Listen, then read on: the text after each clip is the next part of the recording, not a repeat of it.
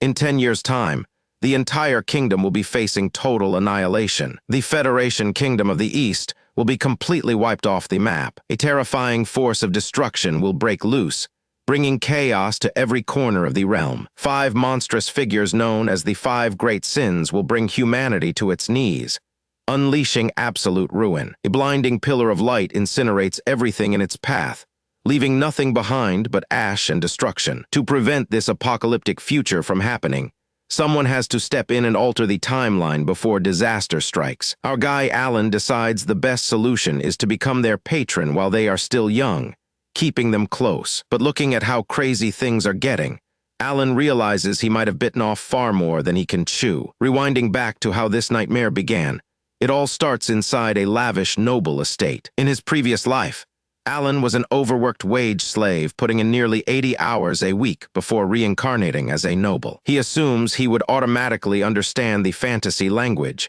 until his butler politely points out that his book is completely upside down. Language barriers aside, the perks of noble life are absurd, starting with an endless banquet of luxury food served every day. After devouring a royal feast, he feels like he has finally hit the jackpot. Living as a pampered count's son, where he can just lounge around and get massages, sounds like ultimate paradise. He relaxes in the warm water, convinced that his second life is going to be pure smooth sailing. He casually chats with his maid while enjoying his luxurious bath experience. The maid giggles and asks why he is acting like a stranger to his own family house name. When she casually drops the family name Palacio, his mind instantly halts. A wave of dread washes over him, as that name triggers a terrifying memory. He plunges his head straight into the water in pure panic, leaving his maids completely bewildered. Submerged in the bath, he suddenly remembers where he heard that name before. Palacio is the name of a notorious noble family from his favorite dark fantasy video game,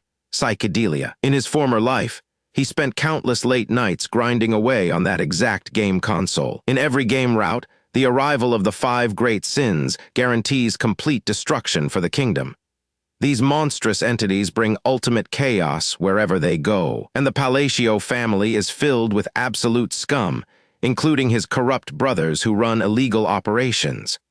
They are basically a stepping stone family destined to get wiped out early on. Their criminal empire only exists as an early subquest target for the hero to clean up. Realizing what family he reincarnated into, Alan collapses onto his knees in sheer horror. The game's subquest literally tasks the main hero with destroying the criminal Palacio house. Standing in the middle of his family grand estate, he screams at the universe for giving him such terrible luck. He is the 3rd son, a minor extra villain destined to be slaughtered for easy experience points. Tears stream down his face as he despairs that dying here is even worse than his old unpaid job. He realizes he only has about 10 years before total doom hits his family. But instead of giving up, he snaps the flower stem and makes a firm decision. To protect his peaceful life, Alan decides to find the 5 Great Sins while they are still children and reform them, despite having 0 combat powers himself. Sitting at his desk, the young noble begins plotting his crazy strategy to rewrite fate itself. Alan's loyal knight Evan finishes his report,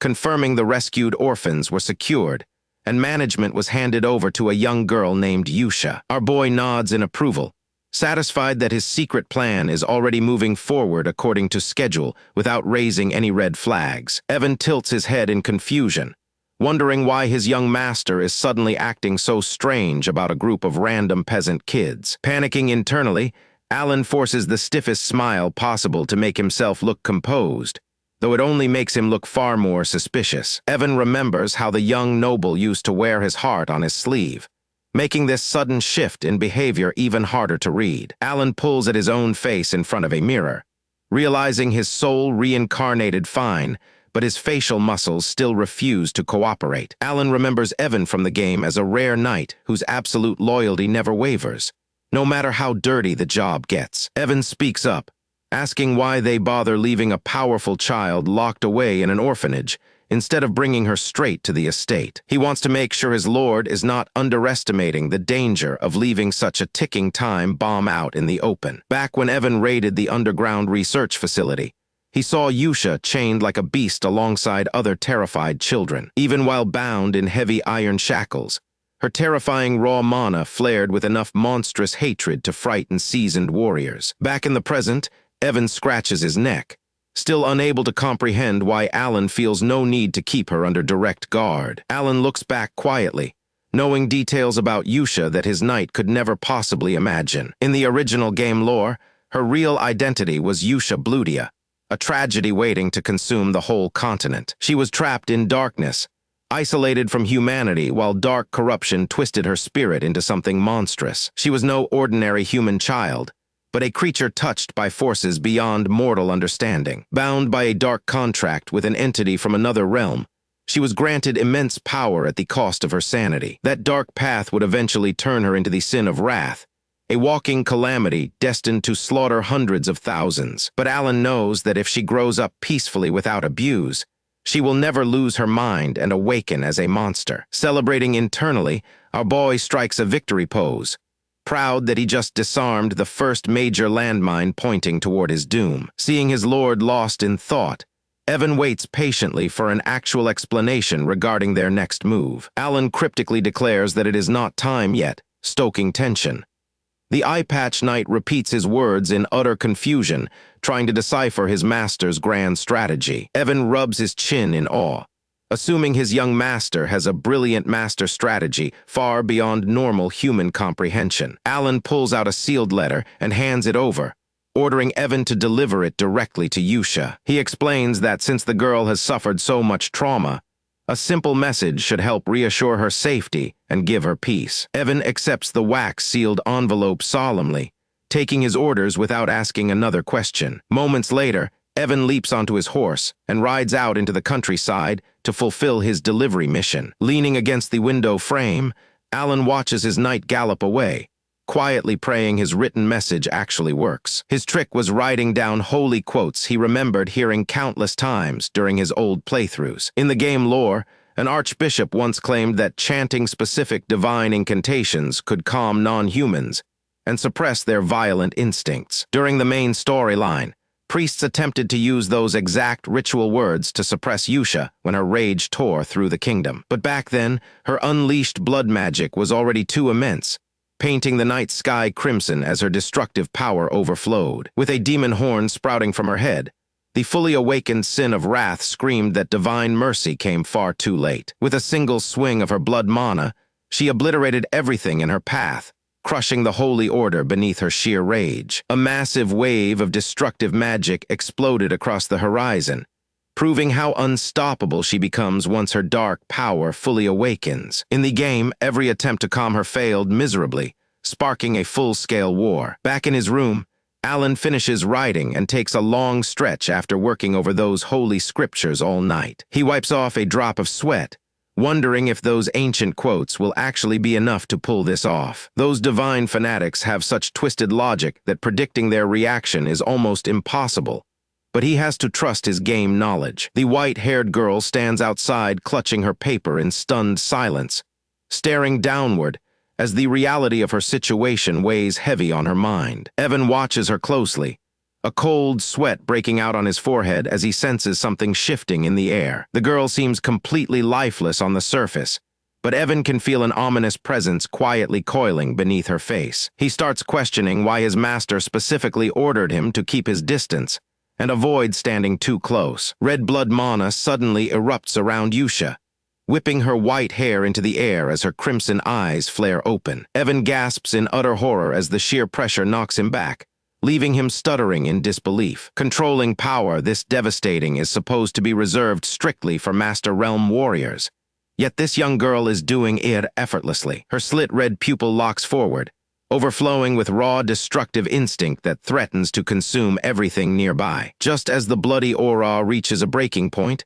the memory of Alan's instructions comes back, reminding Evan that the timing must be exact. Evan pictures his master sitting cool and collected, realizing Alan foresaw this exact outburst from the very beginning. It all clicks for the guard, as he realizes why Alan insisted on delivering the letter at this precise moment. As Yusha reads the sacred pledge written on the paper, a bright smile breaks across her face as she clutches the letter tightly against her chest. Evan stares in absolute shock, as her terrifying aura instantly vanishes into thin air. The truth hits him like a lightning bolt, realizing his master had everything mapped out perfectly. Under the crimson glow of the full moon, Yusha beams with pure devotion, completely captivated by the promise left behind by her master. Her feet hover lightly above the stone floor as dark magic gently cradles her frame. The true awakening of the Bloody Queen, Yusha, sin of wrath and daughter of monsters, is officially sealed. Back in his cozy manor bed,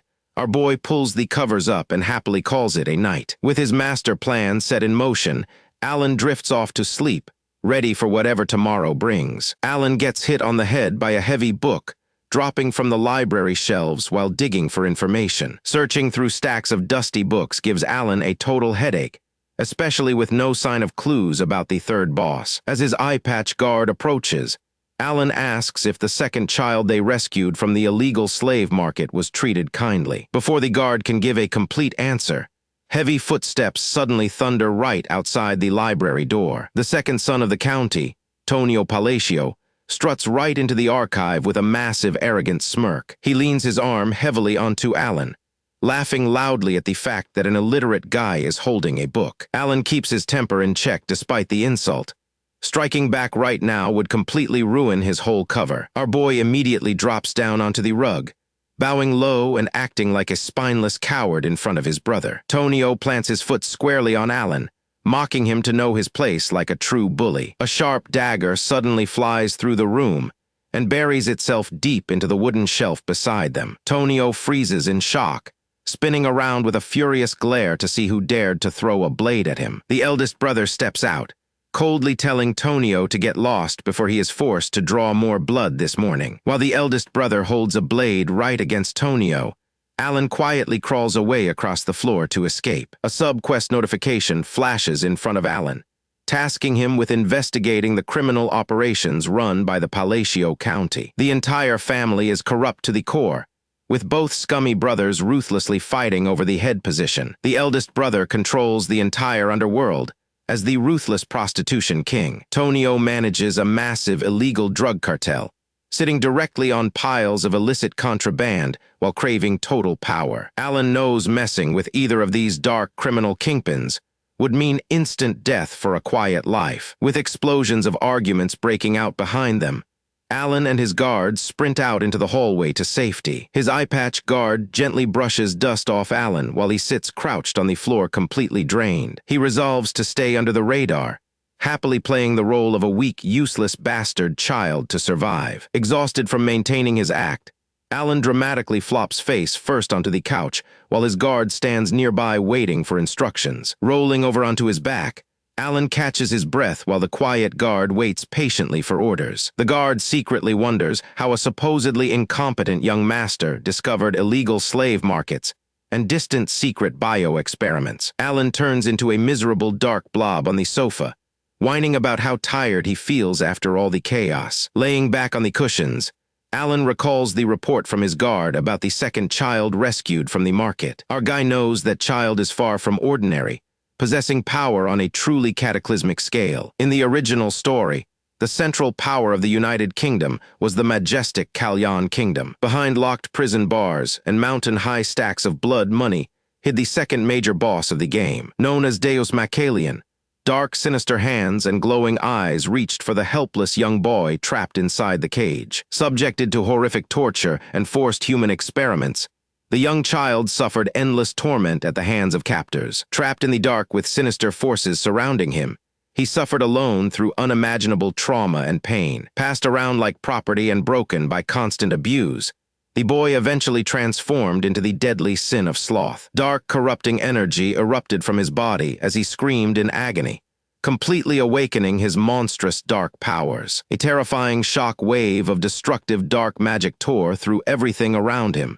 sealing his tragic transformation. Energy slashes slice through the dark, tearing apart everything in their path with terrifying force. Above a pile of fallen foes, the awakened boy stands cloaked in dark aura as destructive power surges around him. The sheer weight of his newly awakened magic crushes the earth beneath his feet. In the game lore, despite his title as the Sin of Sloth, he was notorious for tirelessly settling every single debt. Alan shudders while sipping his tea, horrified by graphic game memories and remembering why he warned Evan to treat Deus with extreme kindness. He tells Evan that sending the kid to an orphanage was necessary because the timing just was not right yet. Alan takes another calm sip of his tea, completely unbothered by the guard's questioning look. Alan remembers giving strict instructions for the children at the sanctuary to look after the sick newcomer. Yusha steps into the darkness, greeting the young boy with a sinister smile under the red moonlight. She steps closer,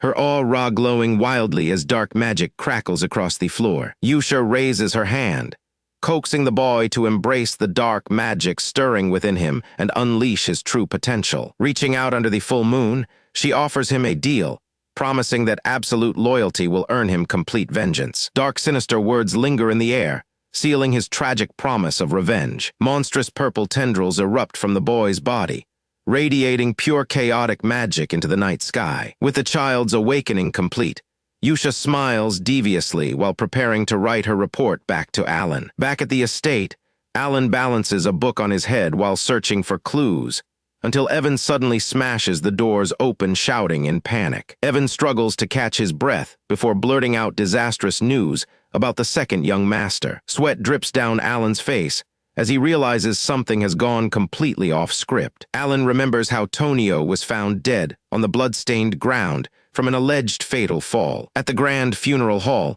the corrupt old lord lounges carelessly with beautiful women while guests pay their respects to the casket. Watching the disgraceful display, Alan sighs at how shameless this family truly is at their own relative's funeral. Looking down at Tonio resting inside the flower-filled casket, Alan knows this death did not match his game memory at all. In the original storyline, Leo was supposed to murder Tonio in cold blood, while laughing maniacally about taking the Count title. Seeing Leo standing nearby with a creepy grin, Alan notices the villain can barely contain his joy over this unexpected lucky break. A heavy gloom settles over the territory as the family power dynamic shifts in the shadows. Months fly by as the fallout from the heir's death quietly settles throughout the mansion. A full year passes by without any major incidents shaking the territory. With the heir issue resolved and a legal trade secured, the Palacio County remains deceptively quiet. Inside a lavishly decorated lounge, Alan and Evan relax over afternoon tea and sweet pastries. Alan opens a freshly delivered letter, thinking that keeping close contact with his allies will pay off down the line. He smiles warmly while reading update notes confirming that Deus is growing well and enjoys learning puppeteering. The letter attaches a detailed sponsor list for the orphanage, showing steady growth in monthly donations. Evan takes a bite of his dessert, remarking how unusual it is for a tiny orphanage to get this many wealthy sponsors. He taps his finger on a report, bringing up news from the Information Guild. Alan takes a bite of cake, relieved by the update, while secretly celebrating that they finally found a solid clue about the third boss. Back in the lounge, Alan listens as Evan wraps up his report on the Information Guild clue. Everything seems peaceful on the surface, but dark moves are already being made elsewhere. Over at a drug distribution site in Margate, absolute mayhem breaks out without warning. A violent assault rips through the facility, leaving the guards screaming in sheer agony. Just moments earlier, two syndicate enforcers were casually strolling through the compound, chuckling about how generous their boss is with payouts for illegal trade. They look across the yard, surveying a pile of fresh corpses. Thinking their job is nearly done, they prepare to collect their next reward. Suddenly, purple magic strings wrap around one of the guards, locking his body in place. He screams in terror as his own hand draws a dagger against his throat, completely against his will. His companion recoils in total shock, watching helplessly as invisible threads force him to turn the weapon on himself. The blade sinks deep into his neck with a sickening splash. No matter how hard he tries to fight it, the puppet strings force the lethal strike home. Blood sprays across the pavement as his lifeless body collapses to the ground. The rest of the syndicate guards panic, completely unable to stop the invisible horror. Outside in the dark alleyway, desperate cries for help ring out through the night air, but no one is coming to save them. Darkness swarms through the facility as razor-thin threads slice clean through the remaining guards. Shadowy energy whips across the narrow alley, cutting down anyone standing in its path without showing a single shred of mercy. Red blood splashes against the cold stone floor as the dark aura, rips the entire drug ring apart in seconds. The mastermind behind the slaughter steps forward, pulling glowing purple threads between his fingers. Young Deus controls the massacre effortlessly like a twisted puppet show. Purple threads slowly fade into the shadow, leaving nothing behind but dead silence and a sea of bodies. Yusha steps up beside Deus under the pale moonlight, asking if he feels pity for these men. He coolly replies that they deserved death for grinding innocent people to produce illegal drugs. A terrifying surge of crimson magic flares up around Yusha as she prepares to wipe the location clean. She explains this destruction creates a fitting foundation for her master return. With a chilling smile, she asks how they could ever allow the area to remain shabby for him. Deus glances back and calmly accepts her reasoning. Surrounded by swirling magical energy, the two of them leap high into the night sky, ready to deliver ultimate destruction upon the Syndicate. They declare in unison that every single move they make will proceed strictly according to their master absolute will. A colossal burst of magical power detonates over the drug site, engulfing the entire compound in a blinding flash that lights up the city's skyline. Swearing an oath as the blue moon, they vow to act as the unstoppable sword that clears the path for their lord. Smoke clears to reveal massive circular symbol branded straight into the shattered streets, marking the complete annihilation of the third boss syndicate network. Alan lives at a magnificent estate tucked away in the countryside, enjoying a peaceful and quiet afternoon. Evan trudges through the empty hallways of the estate, completely exhausted as he searches everywhere for his master. Out on the lawn, Evan suddenly collapses face down onto the grass,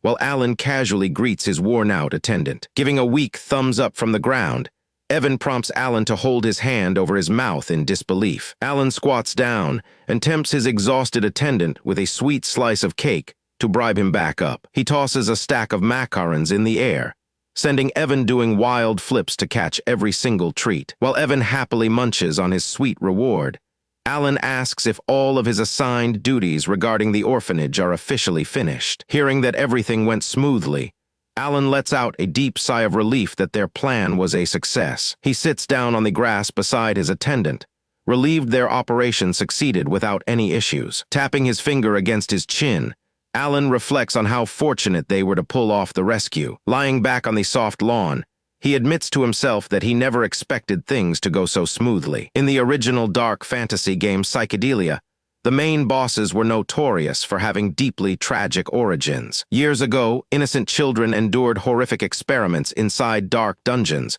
while bound in heavy chains. Those unbearable traumatic experiences eventually pushed them to transform into the fearsome sins of the game world. Even in this altered timeline before their downfall, changing their miserable fate seemed nearly impossible. Alan knew that the odds of rescuing all 5 children before their lives were ruined were stacked against him. He feared that even if he stepped in to help, he might arrive far too late to save them. Saving them after they were already broken inside would have changed absolutely nothing about their tragic dark future. Fortunately, Alan managed to intervene early and secure a peaceful haven for them at a countryside orphanage. Back on the lawn, Alan asks how the kids are faring, and Evan hands over an update letter. The kids used to look like broken dolls, but living at the sanctuary has restored their bright smiles. Evan mentions that the kids are doing so well that hiring an additional caretaker is completely unnecessary. Alan considers Yusha, wondering if her background makes her especially protective of the orphanage and its children. Evan leans in close out of curiosity, while Alan rubs his neck and carefully reads through the message. The report confirms that everyone is thriving, growing healthily, and that there is zero reason to worry. In the sunny garden, Yusha and the other kids play freely, running through the grass without a care. Reading this brings our protagonist a warm feeling, seeing how far they have all come since their rescue. Seeing how well the kids are growing, Evan points out that it might be time for a visit. Evan reminds him that he keeps promising to go see them, though Alan clearly hesitates to commit. Our boy drops a bomb and bluntly states that he has zero plans to ever meet them in person. Flashbacks of the original game flood his mind, showing the monstrous and unhinged forms the sins became after trauma. Just thinking about their terrifying original boss personalities sends a genuine chill down his entire spine. Even though he saved them early, the fear of those terrifying personalities still frightens him deep down. Our protagonist nervously backtracks, deciding that maybe he will be brave enough to visit in 5 long years. Until then, his main goal is to grind his stats and build enough power to stay safe. Alan sits cross-legged on the grass, practicing magic to survive in this dark fantasy world while forming light. Evan watches his master train and brings up a name, asking if Alan has ever heard of the Blue Moon, while praising his natural talent for magic. He explains that the Blue Moon is a new group that recently made a huge name for itself by wiping out dangerous criminal syndicates. Alan remains completely unfazed, casually guessing that since he never heard of them in the original game, they probably won't last very long. Evan adds a dark warning, revealing that this mysterious organization has even been assassinating high-ranking nobles without hesitation. Evan makes a bizarre and terrifying face right in front of Alan. That terrifying visual completely breaks Alan, leaving him trembling on the grass as a helpless tiny chibai while Evan watches. Meanwhile, deep in the city under the cover of night, light shines from the windows of a secluded safe house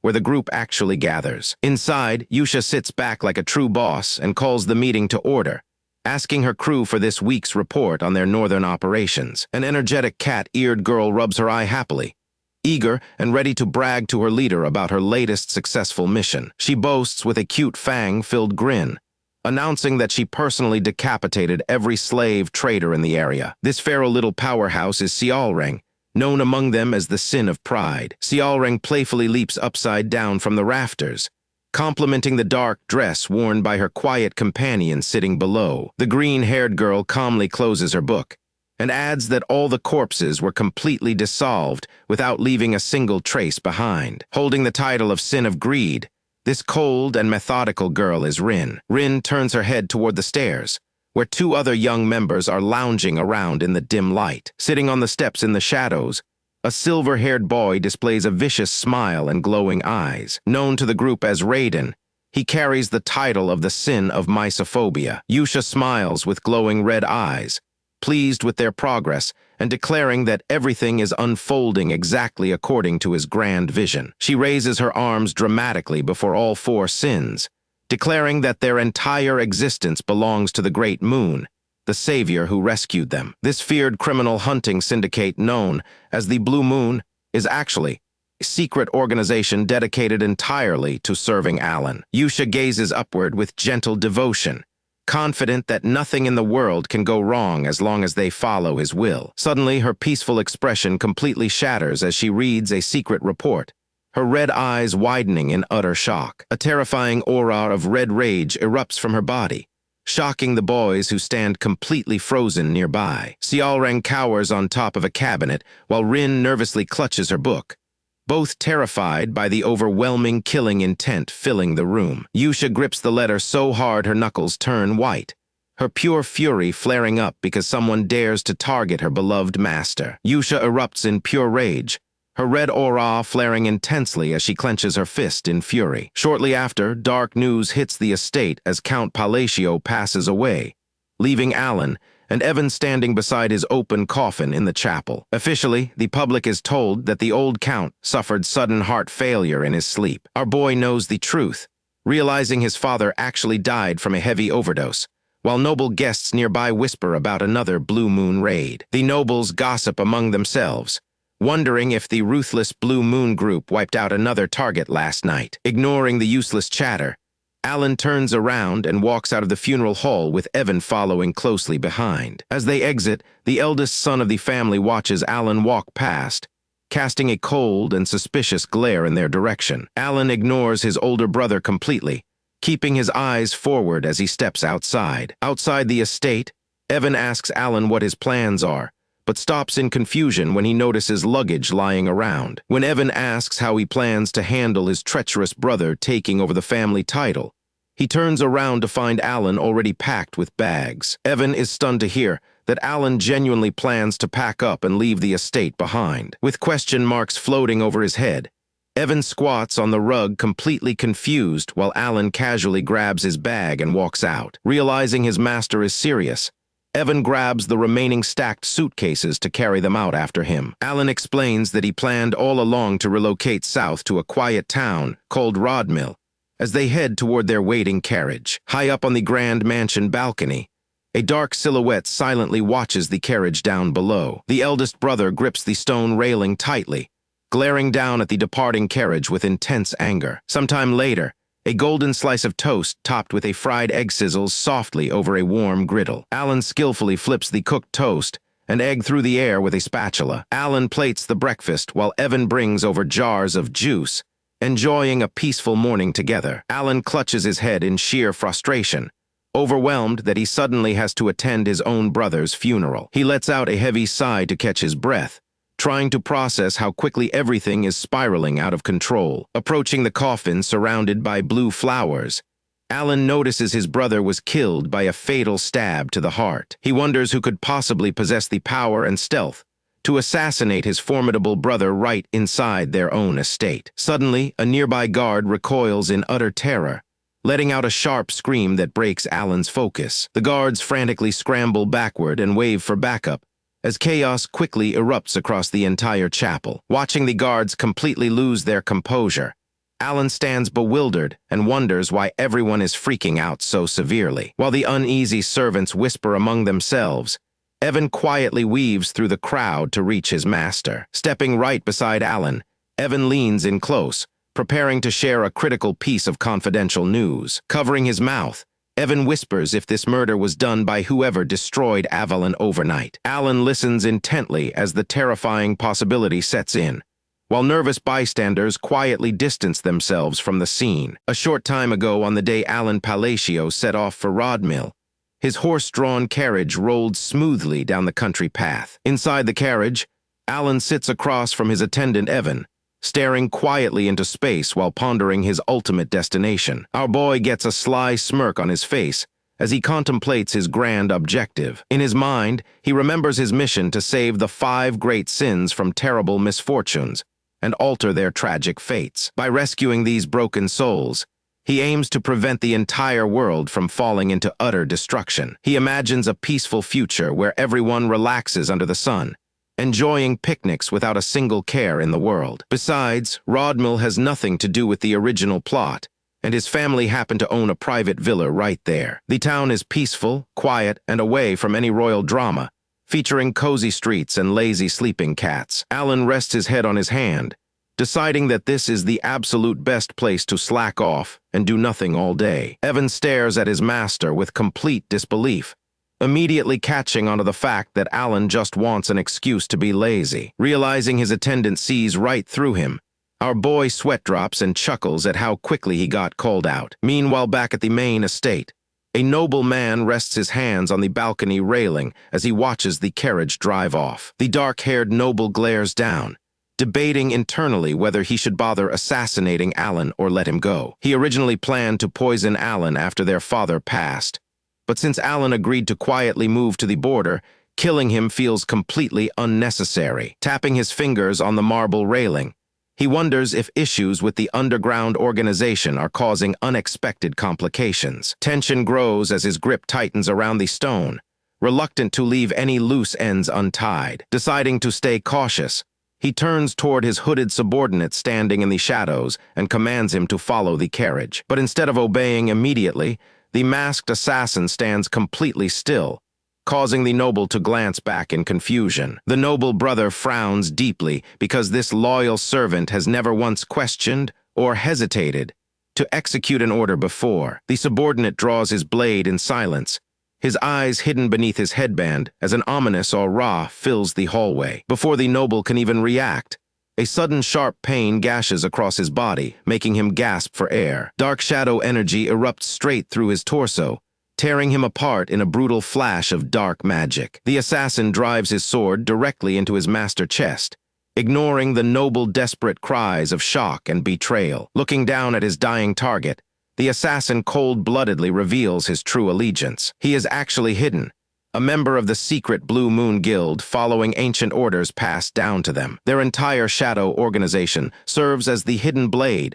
for a grand master working behind the scenes. Dark crimson eyes glow menacingly from the darkness, revealing who truly orchestrates the fall of key figures. Hidden stands over the slumped noble with his blood-soaked sword, ready to finish off his target. With a swift downward strike, He cuts clean through to guarantee the job is fully done. Blood splatters across the balcony as the assassin slashes him down, claiming he acts purely on his own accord. The noble collapses dead onto the stone floor in a pool of dark blood, wiped out in an instant. The morning sun rises high over the quiet city of Rodmill, bringing a bright and cheerful new day. Back at the villa, our boy stretches wide as he wakes up in his comfortable bed with drool still on his cheek. Sitting up pleasantly, Alan smiles to himself, thinking how wonderfully peaceful his new life is going to be. He sits down with Evan for a cozy breakfast, munching on warm toast while completely oblivious to the bloody takeover that just happened back home. Alan munches contentedly on his toast,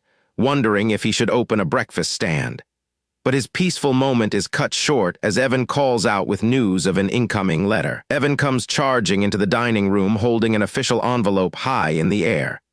Alan just sits there with his cheeks stuffed full of food, blinking in total confusion. The letter drops a bombshell, revealing that Count Leo Palacio has been murdered and demanding Alan return to the family estate immediately. Alan freezes solid as the news sinks in, his face going completely pale with a piece of toast still sticking right out of his mouth. Just like that, his 4-day trial of heavenly peace officially comes to a sudden and screeching halt. At the main estate, a dark cloud hangs over the cathedral as grieving servants lowers their heads in mournful respect. Alan and Evan stand before the open casket in the grand hall, staring down at his deceased relative surrounded by white flowers. Looking around, our boy notices the estate guards and servants trembling in terror, actively backing away from him as if he were a monster. Evan leans close behind him to drop the truth, while Alan stands frozen in sheer disbelief at what he is hearing. Everything has spiraled into total chaos, with one insane occurrence following another in rapid succession. This is the completely absurd situation our protagonist now finds himself dealing with at the estate. Slouched on a hallway bench with his head down, Alan groans in frustration while Evan sits beside him with arms crossed. Turning to his attendant with tears forming in his eyes, Alan desperately begs Evan to explain why everyone is treating him like a mastermind villain. Evan scratches his cheek nervously, sporting a guilty smirk as he prepares to deliver some very inconvenient facts. Alan turns completely dead-eyed as the absurd truth behind his sudden reputation hits him all at once. Literally encased in a block of ice from the shock, our boy sits powerless while Evan continues chatting away as if nothing is wrong. Evan suddenly strikes a dramatic magician pose wearing a fancy vest and top hat, asking if Alan is having fun while Alan stares back exasperated. Alan massages his temples to quell a massive migraine, wondering how his simple life turned into such a head-spinning mess. Fixing his collar, Alan gets down to business and asks Evan to explain what actually went down while he was away. Evan narrows his eye, explaining that after Alan left the estate, Leo was assassinated under mysterious circumstances. He reveals that an infamous shadow guild known as the Blue Moon struck, leaving behind their iconic glowing crest carved into the stone floor. Evan raises a finger dramatically, warning that a total nightmare has begun now that everyone assumes Alan orchestrated the hit to claim the lordship. Alan glares into space, piecing together the timeline to figure out who really wiped out the rival faction. He remembers his secret subordinates, including Yusha, the Sin of Wrath, standing together in their underground base. The green-haired mage stepped forward, clutching her spellbook as magical essence swirled around her body. Drawings of blades echoed through the dark room as every member prepared to execute their secret mission. The cat-eared assassin twirled her deadly dagger with a psychotic grin, confirming that no targets were left alive. Deep within the enemy stronghold, Shadows swallowed up the final defense forces in an instant. Hovering with his glowing wings, the young warrior detects that nearly 500 Avalon soldiers are still standing inside. The white-haired swordsman stepped through the dim corridor alongside their shadowy commander, leaving zero room for retreat. With a bloodthirsty smile, the swordsman rested his massive blade on his shoulder and bragged about slicing every single enemy in half. Over in the shadows, Yusha listened to the reports and deemed the massacre a resounding success. The execution was flawless, completely wiping out the opposing underworld syndicate in one swift strike. Yusha clutches her face with a terrifying, sinister smile, her red eyes gleaming as she celebrates the total collapse of Avalon, the dominant force of the kingdom. And just like that, a massive organization that ruled the underworld for years was reduced to scattered rubble and bodies in 5 short days. Yusha listens carefully as her operative reports that their cleanup turned up evidence regarding Avalon's secret backers. He hands her a sealed dossier containing names of high-ranking nobles tied to the syndicate. The documents reveal that the Altia Dukedom shares the deepest connection to the underworld. A network of powerful aristocrats was profiting from the organization behind closed doors. Even prominent members of the ducal household were fully implicated in the illegal operation. Yusha scans the files, her red eyes flaring with deadly wrath as she gives the order to purge them all. Her elite allies immediately prepare to hunt down every last noble named in the document. Resting his massive blade on his shoulder, the white-haired swordsman promises to take care of the target quietly. Yusha takes a deep, steady breath to center herself before diving into the latest reports. The white-haired girl listens closely as her attendant presents an open ledger detailing their secret movements. Her eager subordinates hurry forward to hand over the latest confidential intelligence sheet for her review. Alan casually uses his purple magic threads to manage all the floating documents right before their eyes. She clutches the confidential documents tight, grinning mischievously as she vows to keep this operation hidden from that person. Alan effortlessly sorts floating documents with purple magic threads, taking stock of every single piece of incoming data. These shadow operatives view themselves purely as living weapons, bound to execute commands without question. A deadly instrument exists solely to strike down targets, completely stripped of personal desire or free will. Yusha covers her face in sheer terror, paralyzed by the fear that her hidden motives might be exposed. In their minds, a sword must never hold personal desire or think for itself. To her organization, an operative who thinks independently violates the core rule of their dark existence. She knows that Blue Moon only exists to execute commands without question. To them, questioning a superior order means losing their entire purpose as a weapon. Alan finds it completely baffling why a mage with Yusha's monstrous power constantly lives in sheer terror of being discovered. He scrutinizes the confidential report in his hands,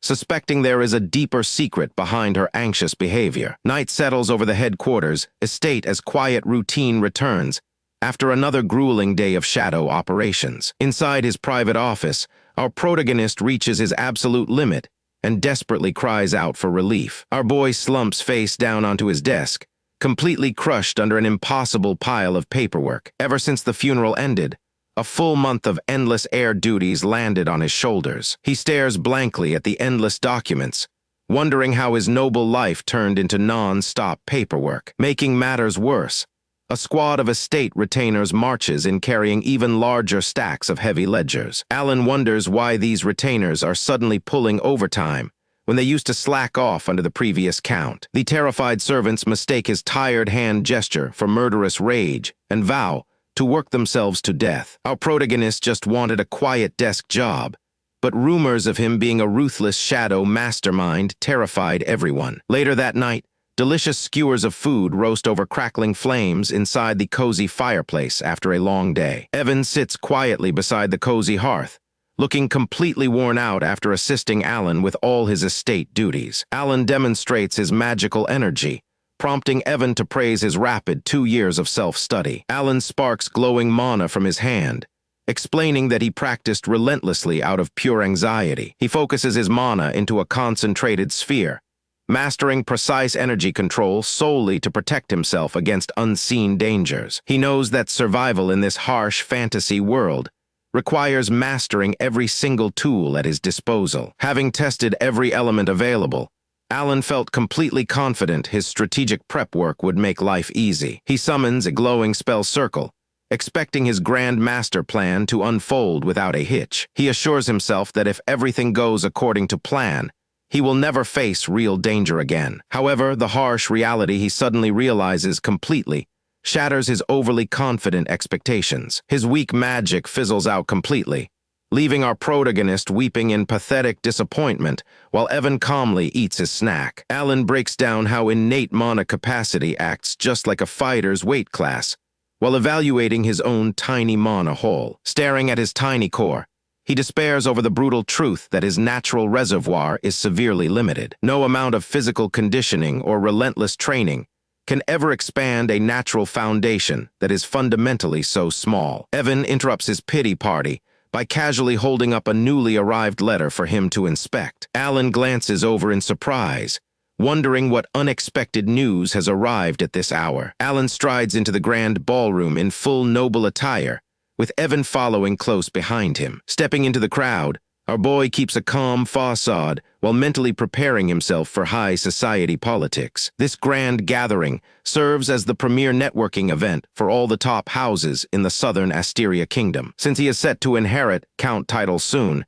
he knows he must establish key social connections. Straightening his collar, our boy gets ready to work the room while Evan calmly munches on party snacks. But as soon as he takes a step forward, the surrounding guests actively dodge him like the plague. He politely attempts to greet a nearby gentleman, but the poor guy panics and backs away in absolute terror. Within seconds, the entire crowd scatters, creating a massive empty buffer zone around the bewildered young noble. Evan cheekily asks if he feels hurt by the cold shoulder, but Alan stubbornly insists he remains completely unfazed. Dismissing his attendant, Alan decides to handle the socializing entirely on his own. He knows the high nobility despises his house for lacking refinement compared to their legendary past ancestors. Their reputation for producing wild Eastern troublemakers makes everyone view him as an unpredictable threat. Refusing to give up, he grabs a glass of red wine to initiate his secret networking strategy. It is finally time to deploy the smooth, charming technique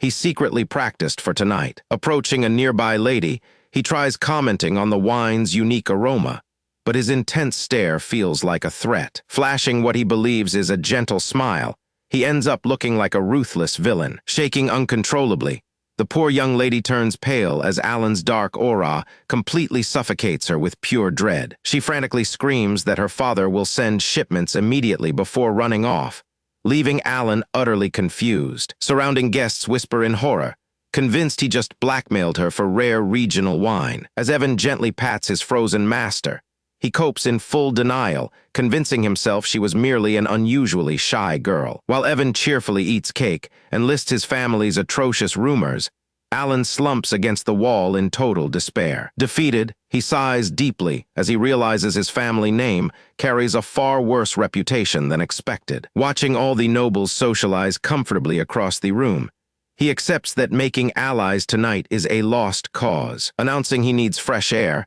Alan slumps away, completely oblivious to a crimson-haired beauty watching him. The striking red-haired noblewoman sips her wine, silently tracking his departure with intrigued crimson eyes. Her sharp gaze remains locked onto he as he steps away from the noisy crowd into the night. Standing out on the quiet terrace, Alan catches his breath away from all the hostile gazes. He enjoys a rare moment of solitude, resting his mind after the disastrous networking failure inside. Suddenly, a soft voice speaks up from nearby, making him turn around in utter shock. He glances toward the dark threshold, wondering who would possibly bother speaking with a blacklisted noble. Turning to face his unexpected visitor, he waits to see who stepped out onto the terrace. Standing before him is a cute young lady in a green dress, nervously biting her finger. When she introduces herself as an Altia, Alan politely greets her while alarm bells ring in his mind. The Altia house is infamous in the game Psychedelia as one of 3 major syndicates running the underground world. Feared throughout the Northern Territory, her dangerous family line is infamous under the title of Northern Troublemakers. With a sweat drop on his face, he realizes someone from that dangerous house cannot possibly be normal. While Alan tries to recall her from his game memories, the girl suddenly blurts out that she will be blunt. He inadvertently towers over her in response, casting a heavy, intimidating shadow between them under the night sky. Blushing in flustered panic under his intimidating gaze, the anxious noble girl swallows her fear and reveals a terrifying secret that someone is about to be assassinated soon. Her sudden revelation echoes across the quiet palace terrace, dropping a massive bombshell that completely turns Alan's peaceful night upside down. Desperate words echo into the night sky as a young noblewoman begs someone to lend her their strength before time runs out. The girl pleads for help, terrified, because she discovered an assassination plot targeted directly at her head. Alan listens calmly while piecing together her past.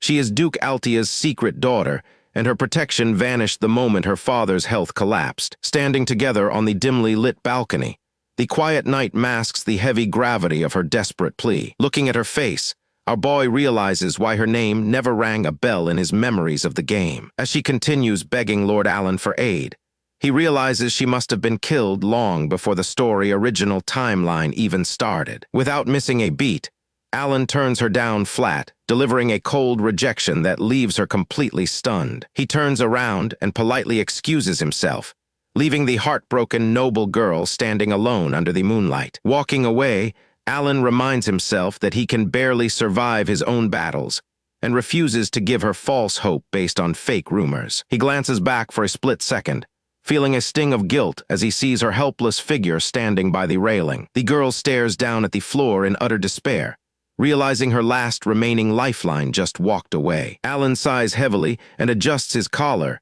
trying to shake off the uncomfortable guilt weighing on his conscience. Stopping at the doorway, he offers a soft farewell, wishing her luck in finding a truly reliable ally to back her up. Our guide descends into the glowing ballroom below, blending into the crowd of wealthy aristocrats enjoying the party. High above in the shadows of the upper balcony, mysterious cloaked figures watch his every move and note that Altia contacted him. Monitoring the girl closely, the scouts exchange secret intel, confirming she is the only member of her family not tied to Avalon. Looking down at her lonely figure, they calculate that her isolation makes her completely useless to their main enemy, Raiden. The dark-haired assassin declares that her survival simplifies their mission and promises to carry out the commands of the Red Moon. As Alan walks below, the agents plot to suppress all information regarding Avalon so he remains completely in the dark. Strolling through the crowded hall, our boy wonders why everyone avoids him, until an elegant voice suddenly greets him out of nowhere. He gets foolishly excited for a second,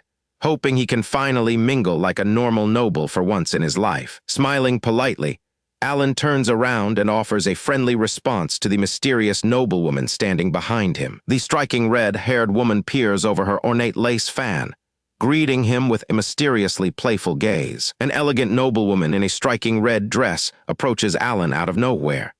Alarm bells instantly start ringing in his head as he senses her dangerous presence. Alarm bells ring in Alan's head as he instantly recognizes her face as another infamous shadow player from his game knowledge. Seeing her teasing smirk, he realizes nobody approaches him out of kindness unless they bring massive trouble with them. Alan composes himself and prepares to tread lightly, knowing one careless word around her could blow up in his face. He looks at her sharply, mentally reviewing everything he knows about the shadowy power brokers ruling this realm from behind the curtains. Clenching his fist beneath his cape, he braces himself for whatever dangerous game she is playing. In the Asteria Kingdom, power rests in the hands of 3 legendary shadow players who manipulate events from the darkness. These master manipulators carve up influence across the realm, pulling strings without ever stepping into the public eye. First is Altia of the North, commanding vast wealth and influence across the frigid northern territories. Then comes Palatio of the East,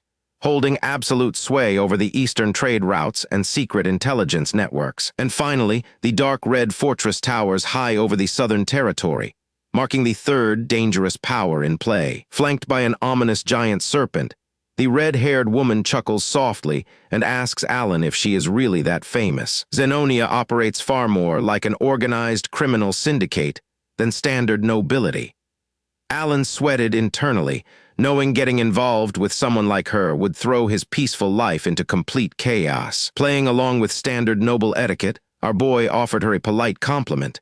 She chuckled softly, clearly enjoying his courteous act. She leaned in closer with a knowing smile, asking if they could find a private spot to continue their conversation. On the outside, Alan maintained his calm composure, but inside he was practically begging to be left alone. The red-haired beauty lowers her lace fan, flashing Alan a tantalizing and wicked smile.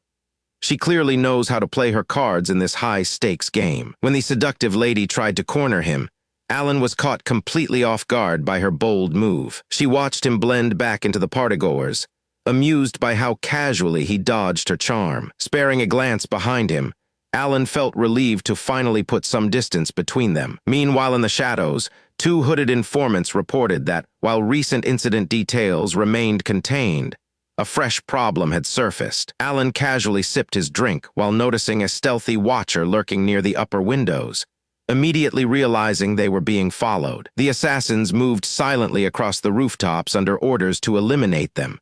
Soon after, Alan and Evan headed out toward a remote location. Evan stared up at the massive, narrow canyon ahead, asking his master if this desolate location was truly their intended destination. Alan confirmed it with a sharp smirk, secretly thrilled that he had finally located his true hidden objective in this realm. His actual reason for attending the Southern Ball was to access the secret dungeon hidden within these cliffs. This dangerous location was known in the original game as the Labyrinth of Whispers, a complex maze full of deadly secrets. Having cleared this dungeon countless times in his past life, every trap layout and secret path remained fresh in his memory. Without hesitation, the two of them descended down into the dark abyss of the labyrinth. Seeing the dungeon with his own eyes hit differently than playing it through a screen, giving him a surreal rush of reality. Alan offhandedly mumbled that he used to visit this place all the time, leaving Evan utterly baffled by his young master claims. Our boy quickly brushed it off with an eerie grin,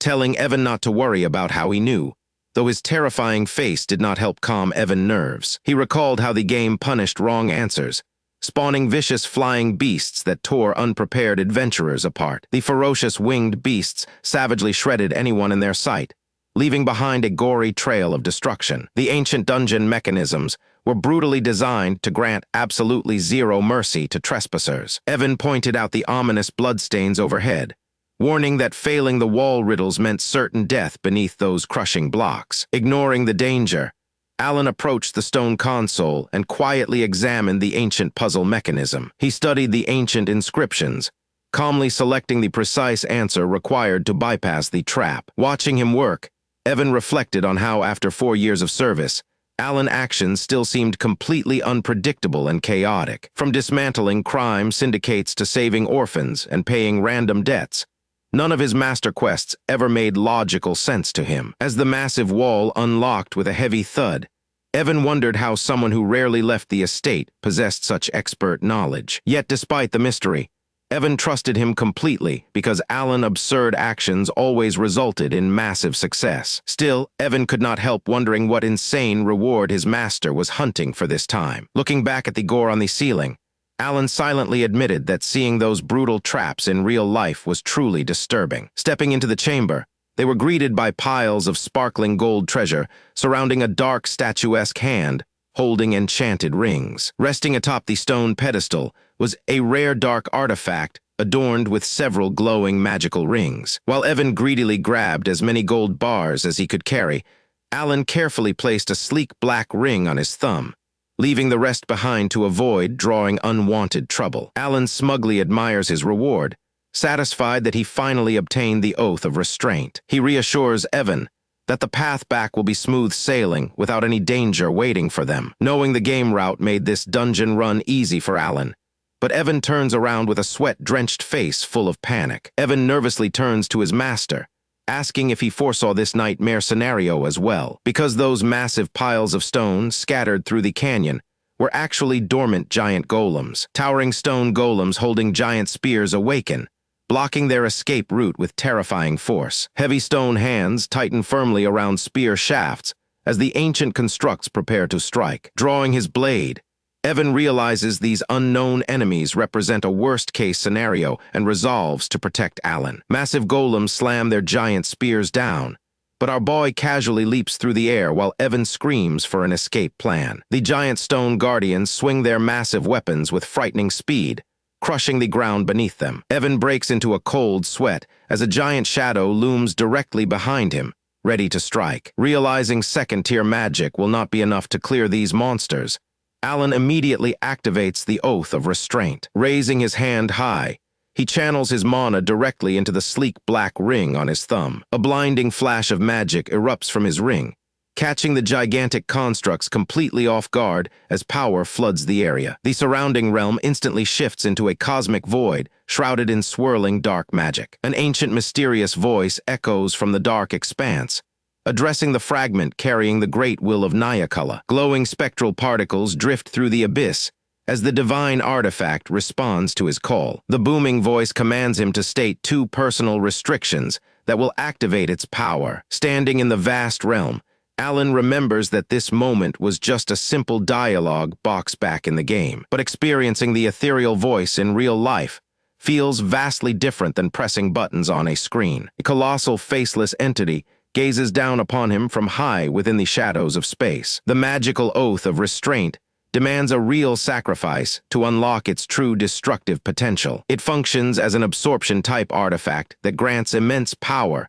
whenever the wielder places severe restrictions upon themselves. As an eerie voice suddenly echoes directly inside his head, Alan can't help but reflect on how terrifyingly real this game world has become. Steeling his resolve, he prepares to declare his chosen limitations without a single hint of hesitation. The ancient cosmic presence opens its mouth and commands him to speak his conditions. Alan declares that he will always perform the complex hand signs of Babylonia whenever he casts magic. Formally striking the complex hand seal, Alan firmly binds himself to the physical ritual constraint. The cosmic entity asks what reward he expects in exchange for taking on such a heavy burden. He demands the power to bend and warp the fundamental laws of this world even further to his will. Accepting his bold terms without hesitation, the cosmic entity grants his first request instantly. The divine entity then prompts him to state his second restriction to finalize the contract. Whispers of white magical energy weave around Alan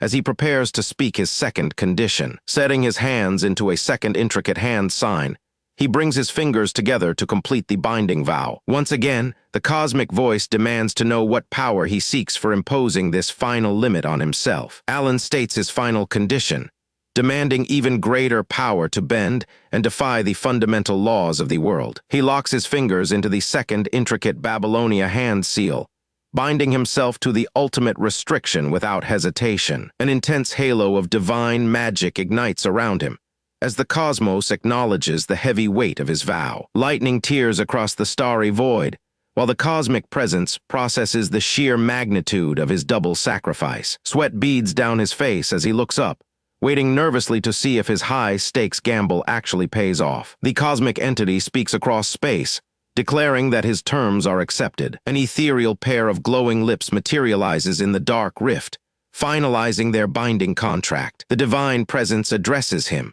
honoring the mortal who still remembers the ancient gestures of a forgotten god. The entity thanks him for inheriting its ancient will.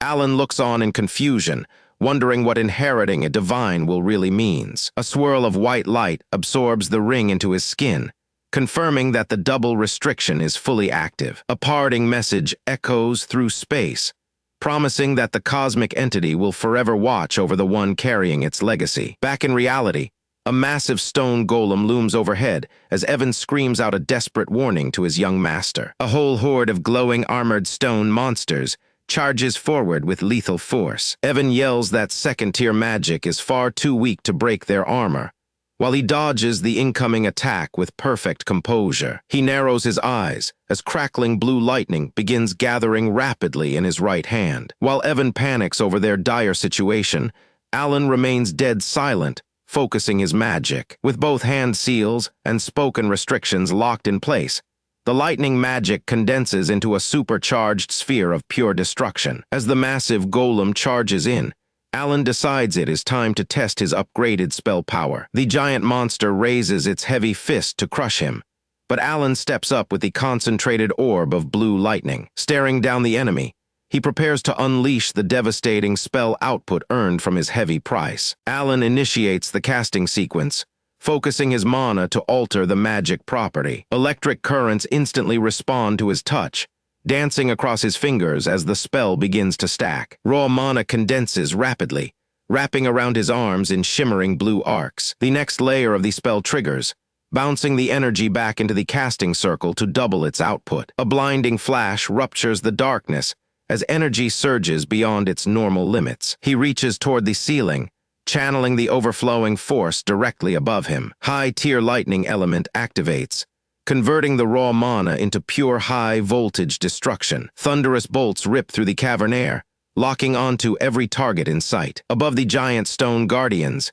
a massive sphere of concentrated thunder hovers in place, ready to wipe out the whole room. With the final modification added, the concentrated energy spreads out in every direction at once. Rapid hand signs lock each incantation into place, weaving multiple spells into a single devastating combo. Our boy thrusts his hand forward and releases the stacked spell in one terrifying beam. A dense barrier of electric force shields Evan and Alan, while arcs of lightning pulverize the ground around them. The giant stone monsters are caught dead center in the blast, engulfed by thousands of volts. Evan completely freezes in horror, sweating profusely as he watches the overwhelming firepower unfold. Chain lightning rips through the massive stone army, shattering their thick armor into fine dust in seconds. When the light finally fades, the formidable guardians lie completely pulverized across the cavern floor. Alan's overwhelming magic pulverizes the stone guardians, shattering their heavy armor and weapons to pieces.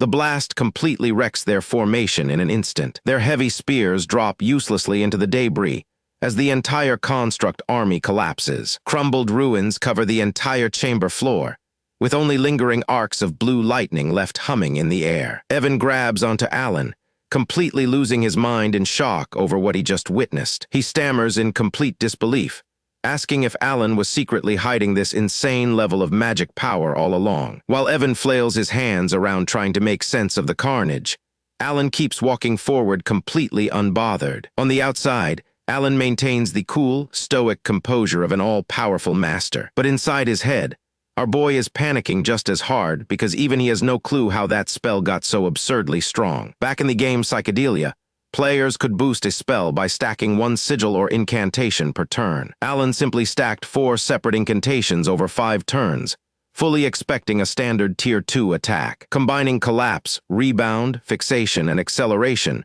should have just given him a solid lightning strike. But in this real world, stacking those effects amplified the base spell into a massive regional wipeout. The system restriction of needing sigils and incantations ended up multiplying his magic stat exponentially instead. A mysterious cosmic force echoes from beyond, acknowledging the ancient knowledge he unleashed. Ancient text proclaims gratitude to the forgotten mortal who recalled the sacred sigils of the great god. It recognizes Alan as the true inheritor of divine will for mastering such complex magic logic. Wiping sweat from his brow, Alan silently resolves to test second-tier magic more carefully next time, while Evan groans in relief that they survived. Stepping out into the bright sunlight, they leave the ruined dungeon behind them. Evan complains that trekking out of the area is somehow even more exhausting than battle. Evan collapses onto a nearby rock, completely drained after barely surviving that massive spell show. Alan walks over calmly,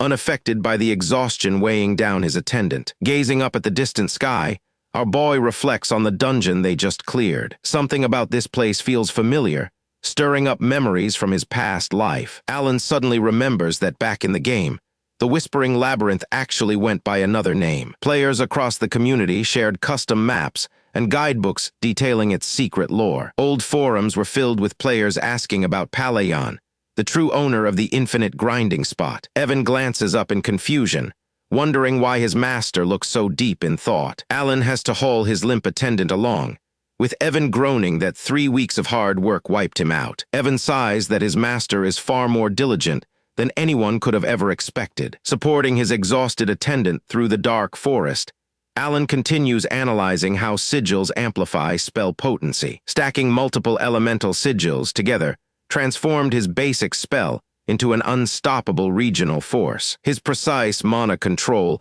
allowed him to master ancient casting logic that normal mages could never comprehend. Alan wonders if his extraordinary mana perception is what enabled him to stack those incantations so effortlessly. Reaching their horses as night falls, Alan resolves to test his magic further once his mana fully recovers. Deep in the shadows of the forest, a mysterious hooded figure watches them silently from above. Her sharp green eyes gleam in the dark, tracking their every move with intense curiosity. Leaving the cliffside in a flash of light, she glides down toward the underground ruins below. Standing before an ancient stone tablet glowing with blue runes, she reads the forgotten history of outer gods. Lowering her hood, the green-haired woman studies the glowing text etched into the ancient stone. The inscription tells of the swordmaster Palayan, who stood his ground to protect a helpless friend. Gently tracing her fingers over the glowing runes, she feels the weight of an ancient sacrifice. Palayon once repelled the invasion of dark forces and slayed the terrifying beast known as Alakalaka. That monstrous creature devoured the hearts of entire kingdoms before Palayon finally put an end to its reign. Legends recorded the epic clash where the radiant swordmaster struck down the dragon with his legendary blade. History remembered him forever after as the Radiant Emperor, the great hero who saved the realm. His legacy was sealed beneath ancient magic formulas that remained undisturbed for centuries. She knows this history intimately because she was born inside the sacred ancient library to preserve its secrets. Raised among these divine archives, her sole purpose was to safeguard all recorded knowledge and secrets of the ancient world, mastering every forbidden legend written across time. Back on the trail, Alan realizes Palayon himself constructed the dungeon, unaware the green-haired observer still follows. Watching Alan from afar, she realizes the monster he fought differed from the original Bloody Queen of legend. The true queen was a feared demonic entity,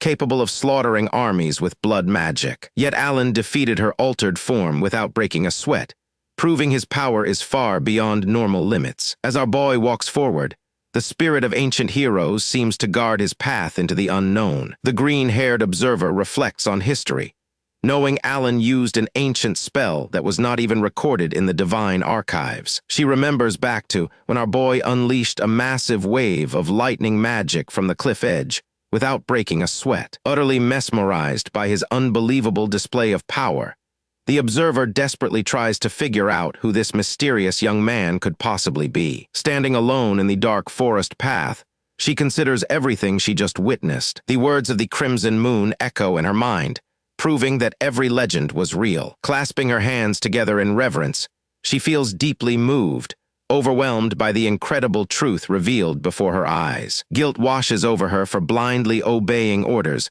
without ever questioning her superiors. Suddenly her instinct flares up as a terrifying murderous pressure fills the dark night air. Up above in the shadowy tree branches, someone quiet is watching her every move. Alan stares down with glowing purple eyes, devoid of any warmth or mercy. Before anyone can even draw a blade, an invisible force locks onto the hidden threat. In a split second, an unseen attacker gets thrown into midair as his neck snaps twice, falling lifeless to the ground. The green-haired girl freezes in terror after witnessing Alan's ruthless power. Realizing just how dangerous he truly is, sheer panic takes over her mind. Without hesitation, she leaps straight into the dense tree branches, desperate to vanish into the dark night before Alan decides to erase her as well. Two dark figures dart across the moonlight sky, like frightened crows escaping the woods. She can't forget how cold his gaze felt, like staring straight into the abyss. Far away in a grand mansion, red-haired Lady Kalia enjoys her tea while Alan's shadow looms large over her mind. His cold demeanor and unmatched strength have already sent ripples throughout the high nobility. Stories of his unbelievable feats continue to spread through every faction like wildfire. Lady Kalia considers how famous our boy has become despite staying out of the spotlight. She reclines in her elegant purple dress, analyzing the shifting power balance across the realm. It feels strange to her that someone so isolated from normal society gained such widespread fame. Walking across the room, she asks her father sitting at his desk if he finds this situation odd. Back at the estate, a sly, red-haired woman flatters the noble man sitting at his desk. She reminds him of his status as count while quietly manipulating things from the shadows. Deep within the estate hallways, dark secrets remain hidden from public eyes. Surrounded by dark magical energy, Lady Kalia reveals her true cunning nature. Her father thinks he runs the territory, but in truth he is nothing more than her helpless pawn. No one would ever suspect that she is the real ruler, while her father acts like a fool. Yet a sharp worry crosses her mind as she wonders how someone managed to uncover her shadow network. Talking quietly with her attendant, she admits that many watching eyes have gathered, and her planted spy was already compromised. Suddenly, a guard rushes down the grand corridor, shouting out for Lady Kalia. She steps outside her room with an annoyed look, demanding to know what caused such chaos. Inside the dimly lit room lies the lifeless body of her spy, slumped against the bloody wall. The guard trembles in fear, reporting that someone eliminated their agent silently without leaving a single trace behind. A chilling smile spreads across her face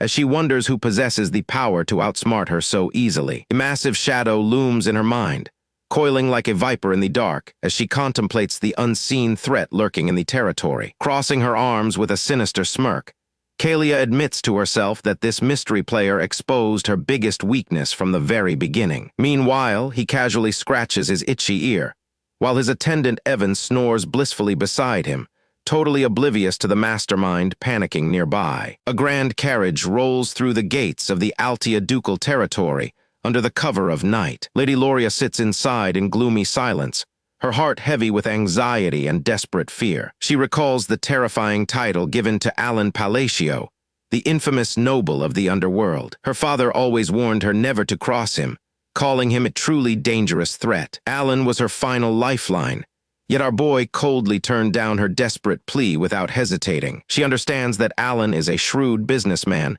who refuses deals that offer zero profit. Her thoughts turn to her eldest brother Timalian and sister Marion, who ruthlessly betrayed her. Along with her second brother Kig and sister Phylan, her siblings systematically stole her authority. Stripped of all her wealth and political standing, she was left with absolutely nothing. With zero bargaining chips remaining, Loria could only head home in total bitter defeat. The carriage comes to a halt before the ducal estate, where panicked screaming suddenly erupts. As Loria steps inside the dark hallway, frightened servants breathlessly scream out that she has returned. The servants breathlessly inform her that all of her powerful siblings have suddenly taken their own lives. Loria freezes in pure shock, completely unable to make sense of such an unbelievable claim. Her siblings were ruthless vipers who would gladly murder family for power, making suicide utterly impossible. Nothing about this sudden tragedy makes any sense, leaving her deeply unsettled and suspicious. Cold sweat runs down her face as she demands to know the exact details. The weeping servants confirm that Timalian and the rest were all found dead inside their chambers. Across the estate, her siblings lie impaled in pools of blood, while elsewhere Alan dispatches special letters to his grown orphans. An official directive from Alan suddenly arrives at secret operative locations across the entire realm. A young woman receives the personal seal, realizing their master long-awaited orders have finally arrived. The former orphans gather together, each holding custom instructions from the master who raised them. They celebrate their newfound freedom, eager to step into society and execute Alan's grand design. Yusha quietly inspects her letter while back at the mansion. Heavy footsteps approach Loria. High above the mansion rooftops, a shadowed assassin leaps through the night sky with lethal speed. A silver-haired operative executes the target in total silence before anyone can even react. Just like that, another corrupt target is permanently eliminated from the board without a trace. A sharp aura slashes across the estate courtyard, signaling an absolute purge of the house. Screams echo through the dark corridors as shadow agents finish wiping out every threat. The remaining household staff flees in terror, while Loria stands frozen in the middle of the hallway. Her mind begins connecting the dots as she recalls the strange prophecy about good fortune. The grand doors swing open to reveal Alan Palacio, standing tall in full ducal regalia. Our boy looks down at her with chilling gray eyes that radiate absolute authority. Loria trembles as the horrifying truth hits her. Alan hid his power until the perfect moment to take the throne. Alan now stands as the new Duke of Altia, having claimed total victory without leaving a single enemy alive. Hearing his footsteps echo through the shadowy hallway, she let out a breathless gasp, paralyzed by the sheer coldness of his swift, merciless execution. Trembling in disbelief, she wonders what kind of terrifying monster she just made a deal with. Deep down, she knows backing out is no longer an option. History already showed her what happens to anyone foolish enough to betray Alan, and those examples haunt her. Clutching her pounding chest, she swallows back her overwhelming dread and steels her resolve, determined to face whatever reckoning awaits her. An official messenger arrives at the estate, bearing urgent news under the direct orders of Duke Altia. The envoy bows deeply before Alan, presenting a sleek wooden case sent directly from the duchy. Opening the box, our boy inspects the contents while Evan gasps in total astonishment at the gift. Nestled inside rests a rare bottle of legendary wine, complete with a handwritten card signed by Loria. Reading the card, Alan realizes Loria prepared this gift personally and wonders what her true motive could be. Seeking clarification, our boy asks if this was truly meant for him, and the envoy confirms Loria ordered direct delivery. A sudden realization hits Alan as he pieces together what Loria's personal message actually signifies for their alliance. Meanwhile, back at the Altia estate, Loria works tirelessly late into the night managing official duchy affairs. Pausing to stretch, she sighs heavily, reflecting on how frantically 2 chaotic months have passed in a flash. Looking around the majestic office, she remembers how her own family previously barred her from ever stepping foot inside. During the bloody Succession War, her ruthless siblings slaughtered each other, completely clearing Loria of all suspicion. Attending a royal ball provided her the perfect alibi, while her secret network was utterly wiped out back home. Cornered and defenseless, she felt completely hopeless, believing her entire world had been destroyed in an instant. Looking back now, sheer horror grips her as she realizes how masterfully Alan manipulated every single event. Alan pretended cold indifference to her pleas, while secretly exploiting her desperate situation for his grand strategy. Operating from the dark, our boy ruthlessly eliminated her mortal enemies with frightening speed and efficiency. His sinister aura concealed terrifying power that no rival could ever match. After the bloodbath ended, he cleaned up the political aftermath effortlessly without leaving behind any proof. Sweating nervously, Loria shudders at the realization that she is completely at the mercy of his intellect. Walking through her empty palace, she realizes Alan only partnered with her because his scheme required the Altia name. Despite uniting every faction under her family crest, she knows Alan still holds far greater hidden influence. Since his hidden strength dwarfs hers, she knows he must want something far more specific from her. Alan already commands endless wealth as an underworld tycoon who built an empire through pure strategy. She realizes the only thing his vast financial empire lacks is the prestigious renown of House Altia. He treats high nobles like simple chess pieces, positioning key figures exactly where he needs them to move. By placing Loria in power, he acquired a supreme pawn to control the kingdom from behind the curtain. Passing her ancestral portraits, Loria resolves to focus entirely on her duties and govern the duchy properly. She knows it is only a matter of time before her enigmatic benefactor contacts her with new instructions. With newfound confidence, she smiles gently, determined to prove herself as his most reliable ally in future battles. Back in Alan's study, the messenger bows respectfully before leaving, allowing our boy to plan his next move. Alan wonders why his attendant is acting so weirdly formal again, watching Evan approach with a puzzled glance. Gentle snow falls over the massive mountain mansion, blanketing the grounds as winter officially settles in. Standing by the tall hallway window, he pauses as Evan hurries toward him to give an update. Evan rushes up, explaining that while the title is not official quite yet, everything is moving as planned. Alan sighs heavily, realizing becoming Count was never part of his dream to live a peaceful slacker life. He accepts a newly arrived letter bearing a wax seal, curious to see what news it brings. The two of them step into the study, ready to examine the message away from prying eyes. Unfolding the paper, Evan asks if this latest strategic move was secretly driven by revenge. Alan gives him an exasperated look, completely unamused by his attendant's wild overthinking. Evan chuckles mischievously at his master's annoyance, while Alan quietly reviews the letter's contents. Alan casually plays along with his attendant before turning his attention to the second letter from the orphanage. The message details how the kids are thriving, with young Deos turning his puppet plays into a true craft. Meanwhile, little Xiaolang spends her days playing games outdoors with all her friends without a care in the world. Furthermore, Rhine maintains her quiet reading habits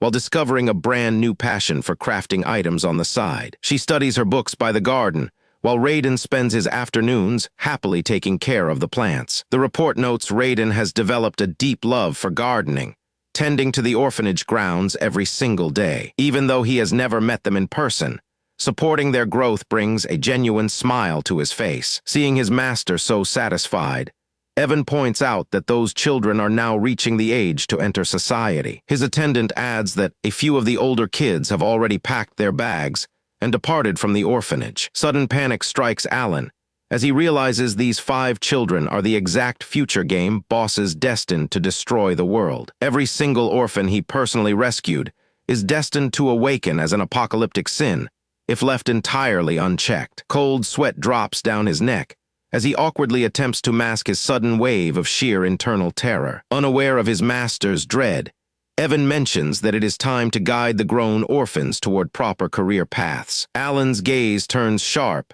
as his brilliant mind works in overdrive to prevent an impending apocalyptic disaster. Rather than giving in to fear, he shifts back into strategist mode to formulate the ultimate countermeasure. He recalls that in the original game, every boss fight contained narration revealing the core talent of each sin. Yusha possesses unmatched talent for divine faith, while Deus commands extraordinary talent with the blade. Rein holds incredible talent for research, whereas Xiaoling possesses raw, instinctual talent for pure combat. Lastly, young Raiden possesses unmatched talent for leadership, making him a born military commander. Alan suddenly throws his papers into the air, celebrating his brilliant solution.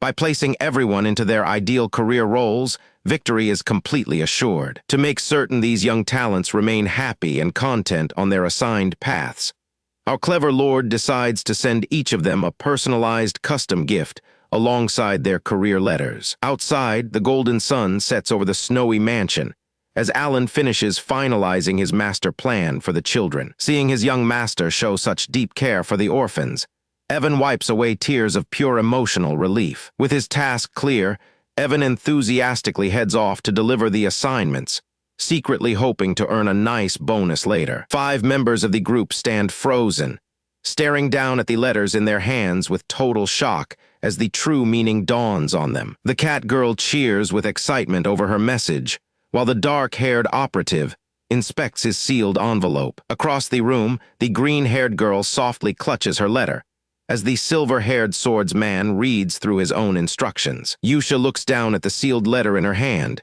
her red eyes locked on the paper. The cat girl excitedly bounds over to show off her note as the squad surrounds Yusha to compare what they received. The message reads like a completely normal friendly check-in, asking how things are going and offering help if needed. Huddled together in disbelief, the group scrutinizes the casual writing style, trying to decipher the coded orders hidden behind ordinary chat. Yusha addresses the group, pointing out how every single line was deliberately crafted to disguise real mission directives. Another letter reads like mundane small talk about family, yet cleverly masks target designations and hidden assignments within casual banter. Every note follows the same pattern, hiding strategic requests for reports under the guise of asking about an orphanage. They inspect the letters together, marveling at how seamlessly master-level operational commands were woven into innocent correspondence. The dark-haired operative questions why their leader went through such lengths to disguise orders, instead of using direct magic communicators. The silver-haired swordsman joins in, pointing out that if security leaks were the concern, sending physical letters seems equally risky. Yusha turns to them with a cold gaze, reminding everyone that their only job is to obey orders without question. Her absolute and unshakable trust leaves the men stunned into silence, unable to argue back against her conviction. Night settles over the hideout, the warm glow of a lantern illuminating the quiet alley outside. Inside the cluttered room, the group reflects on the massive scope of the operation laid out before them. The cat girl checks her paper to confirm her assignment, while the dark-haired member prepares his gear. The silver-haired warrior reveals he is being sent to Raxus, the famous city of entertainment and gambling. Holding the letter tightly to her chest, Yusha smiles with complete devotion to her master plan. Red letters glow across the darkness, reiterating that every member now has their exact mission written out clearly. The cat girl mentions with relief that their patron promised to keep funding their operations as long as they carry out the tasks. The green-haired girl adds that he even provided precise locations where powerful gifts were left waiting for each of them. Standing tall before her comrades, Yusha commands the squad as they prepare to disperse across the continent. With complete faith in the blue moon, Yusha vows to carry out her mission to the very end. Settling her resolve, she prepares to set the grand plan into motion. Cloaked in heavy robes, the squad leaves the hideout, embarking on their separate journeys to distant nations across the realm. 3 months pass in a flash, with stacks of ancient magic research books piled high on a desk. Our boy Alan Palacio sits comfortably in a grand library, flipping through complex spell books to master his magical abilities. His attendant, Evan, walks over holding a thick volume, bringing fresh intelligence report updates from around the world. Alan scratches his chin, realizing that saving the deadly sins created a massive butterfly effect across the entire world timeline. He thinks back to Loria, a figure who was supposed to die in the original story, but instead became Duke Altia in the frozen north. To make matters worse, her power and influence in the underworld are expanding at a terrifying pace. Evan watches as Alan decides not to stress over things out of his control, choosing to focus on his own training instead. After all, when the timeline is completely derailed, sometimes ignorance really is bliss. He knows the Information Guild network leaves almost no stone unturned when digging for secrets across the realm. Operatives cast powerful spying magic through ancient relics to monitor every major faction without being noticed. Prying into things best left buried will only draw dangerous consequences back onto himself. Alan lets out a stressed sigh, clutching his collar as the endless complications weigh heavily on him. He remembers the brutal sight of Leo being struck down, killed instantly by a lethal blow. Evan finishes stacking research books on the side table before turning back to give his report. Evan casually drops another update, mentioning that Deus was recently appointed as a knight in Caliburn. Hearing that Deus was brought into the High Knight Order catches Alan completely off guard. Evan returns with a fistful of skewers, marveling at how insane it is for anyone to get scouted into such an elite order. Sitting together on a bench, Evan guesses Deus must already be an expert-level swordsman or higher. Taking a bite of his food, Evan wonders how anyone could master the blade so fast. Alan grins with pride, imagining Deus training fiercely and swinging his sword like a true prodigy. Back at the estate, life seems peaceful on the surface. Just as our boy starts getting used to managing the count duties, Evan brings another startling report. The magic spark in Alan's hand instantly dies out into smoke as he turns around bewildered. The legendary swordmasters transcended aura blades to unlock derivation, gaining unique abilities beyond ordinary human strength. Evan breaks down the unbelievable news, while Alan breaks out into a nervous sweat. Deus was named a Master Knight anyway, after defeating the fourth sword in a duel. Hearing all these legendary rumors about Deus leaves Alan completely sweating, as he tries to process how overpowered his friend actually is. Evan scratches his head, filling in historical context about the legendary rank. The famous first sword Reinhardt was 32, when he became the youngest Master Knight in history. Reinhardt wielded a massive blade and trained relentlessly ever since he was 5 years old. Comparing a lifetime warrior like Reinhardt to someone who barely held a sword makes no sense. How on earth did someone with zero prior sword training climb to Master Knight status? Yawning lazily, Alan realizes he might actually be able to rely on Deus' power sooner than expected. Turning back to his desk, Alan checks over his private correspondence. Our boy, holding a letter, admits to Evan that the only mail he ever gets is from Yusha. Her letters contain updates on the rest of the deadly sins she grew up alongside. Alan gazes down thoughtfully, pondering the fates of everyone across the kingdom. He slaps his cheeks to refocus, deciding to go back to basics and stay grounded. Standing together by the bright window, Alan feels grateful that his allies are safe and thriving. Far away in the capital of Caliburn, sunset bathes the spires of Kirtham in golden light. At the grand mansion of the Solar Eclipse Knights, trainees swing their swords in unison during evening drills. Inside the quiet stone corridor, a figure in dark armor steps through the stained glass light. Deus turns his head toward the window, looking out with a sharp, determined gaze. The legendary figure turns out to be Deus Macalian himself, the youngest Master Knight and leader of the Solar Eclipse Knights. Looking out from the upper floor window, his eyes fall onto the sunlit courtyard below, where a familiar young girl stands waiting. She waves her hand with a bright smile, calling up to her brother with boundless excitement. Softening his gaze,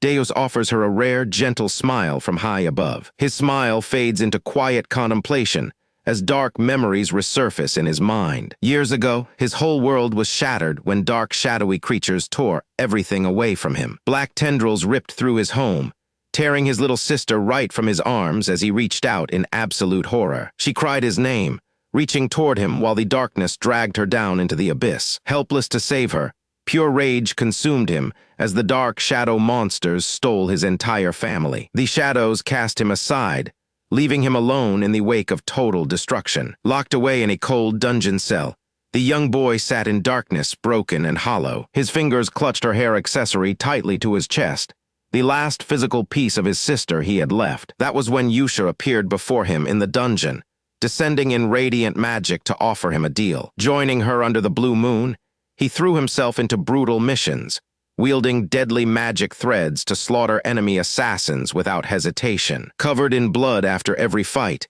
he pushed his body past every limit imaginable. He did not care if he survived, driven only by the promise of revenge against the dark monsters. Then one day, a strange letter arrived from Yusha that completely caught him off guard. The message directed him to a small hotel in southern Caliburn, claiming she had left a special gift waiting for him. Arriving at the secluded inn late at night, he wondered what could possibly be waiting behind those doors. Stepping inside, the warm light caught his eyes as he froze in complete disbelief. Deus dashed through the hallway at full speed, brushing past the startled staff without stopping for a second. The mysterious gift promised by the great moon was something he never dared to dream of again. Reaching out into the warm glow, his shaking hand touched reality. He collapsed onto the floor, wrapping his arms around his sister in a fierce, desperate embrace. She stares in complete shock as he holds her, unable to believe he was finally reunited with the sister he thought was lost forever. Years of agony washed away in an instant as Deus broke down,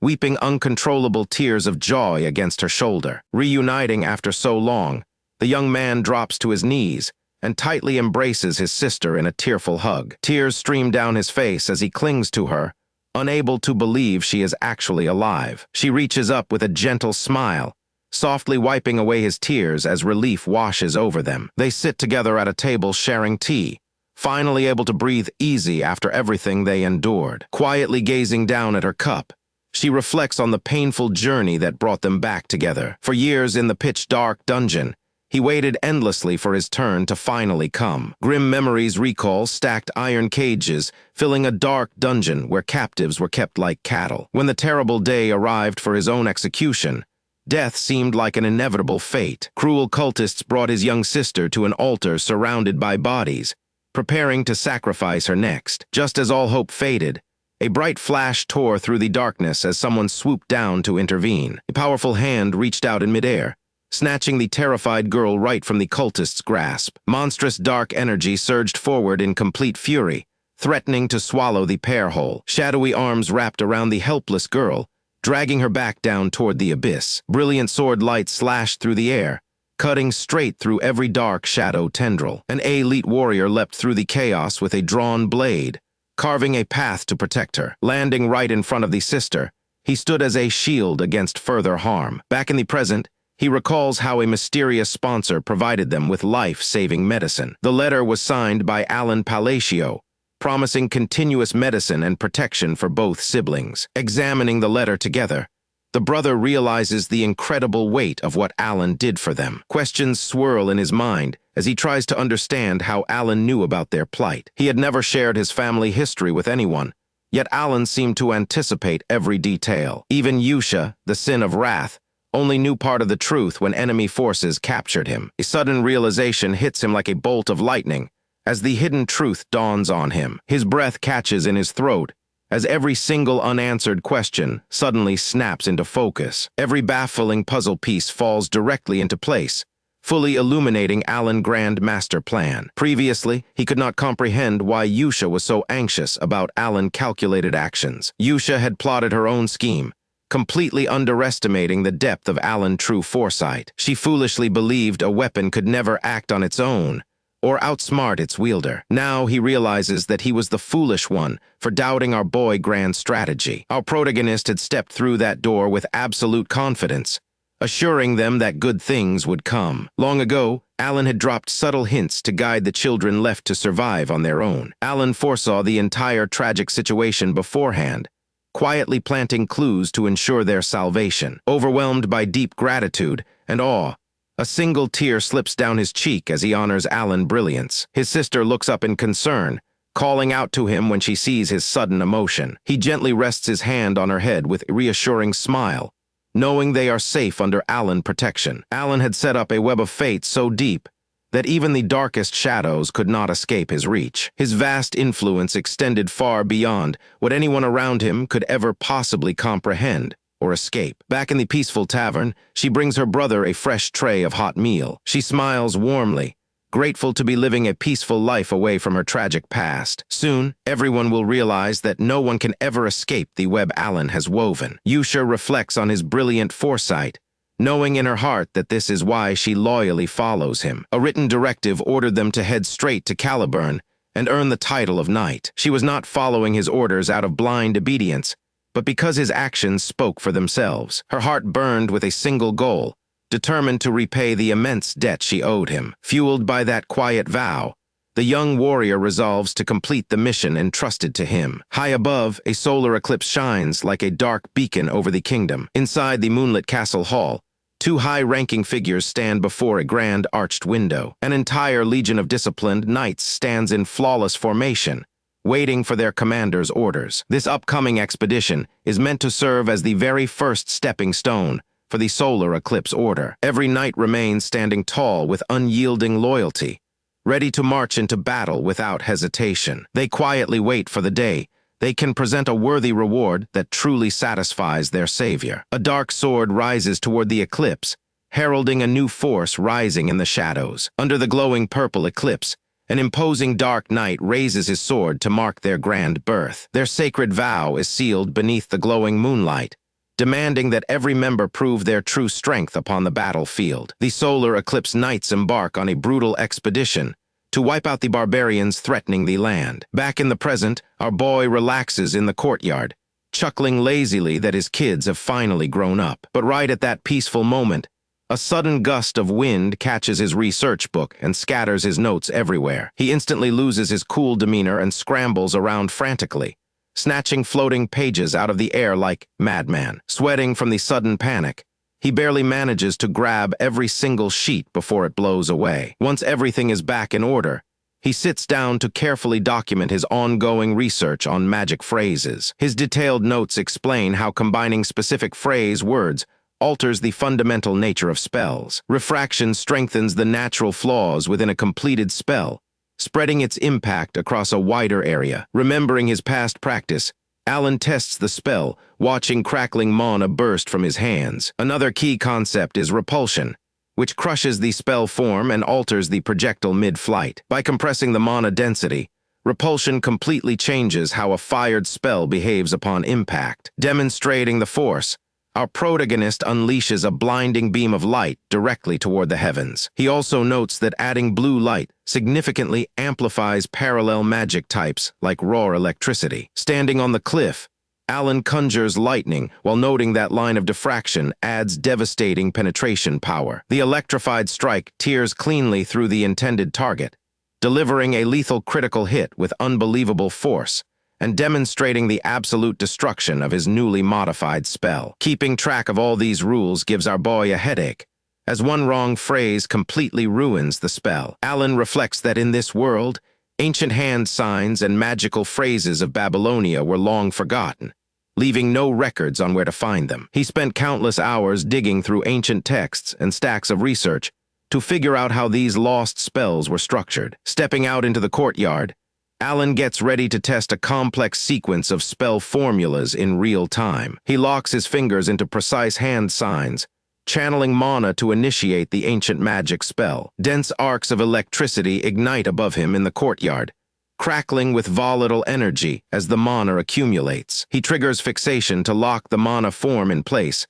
and stabilize the raw energy. Next comes compression, forcing the wild lightning into a compact sphere of pure, concentrated power. Following that, breakdown alters the spell matrix, destabilizing its structure to force complete elemental shift. The mana flares violently, sparking unpredictable energy as the magical properties shift rapidly within the core. Finally, fleeting bloom triggers, causing the unstable magic to burst into a radiant flower of pure destruction. By casting fleeting bloom, the compressed energy erupts outward into a brilliant, glowing phenomenon. Sparks blast skyward, solidifying into a colossal tree made of pure electric mana right in the center of the courtyard. The towering blue structure shines brightly over the surrounding walls, radiating an unbelievable amount of magic power. Alan looks up at the massive electric structure, happy to see his complex formula actually worked out. But his satisfaction is cut short when panicked shouting suddenly echoes from across the yard. Voices call out in utter disbelief,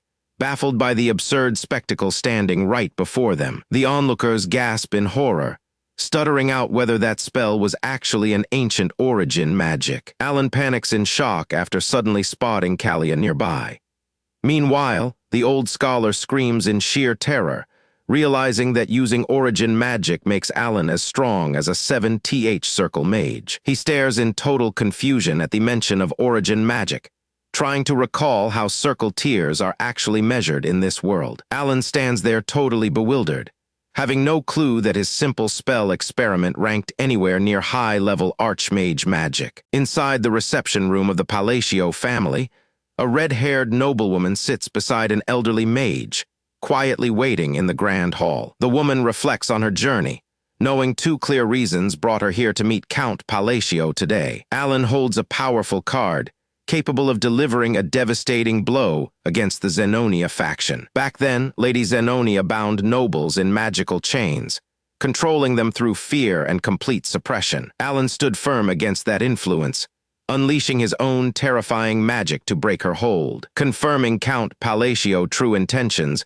was essential for her before making any risky alliance moves. Alan had cast an intense magic spell across the estate, sensing the forces that swallowed the Palacio family while shadowy figures observed from above. Back in the present, the old mage sitting next to her trembles violently, soaked in cold sweat. Years ago, this mage was expelled from the Mage Tower for conducting illegal and inhumane experiments. He was a man capable of wiping out an entire battalion alone, remaining arrogant toward everyone around him. Yet now, that once arrogant wizard cowers in sheer terror, completely overwhelmed by the lingering aura of Alan magic. The noblewoman wonders if the magic Alan used earlier could truly have been origin magic. The double doors open as Alan walks in, stepping into the reception room with calm confidence. Our boy keeps his composure completely cool as he looks at his unexpected visitors. Sitting across from him, Lady Zenonia quickly apologizes for arriving unannounced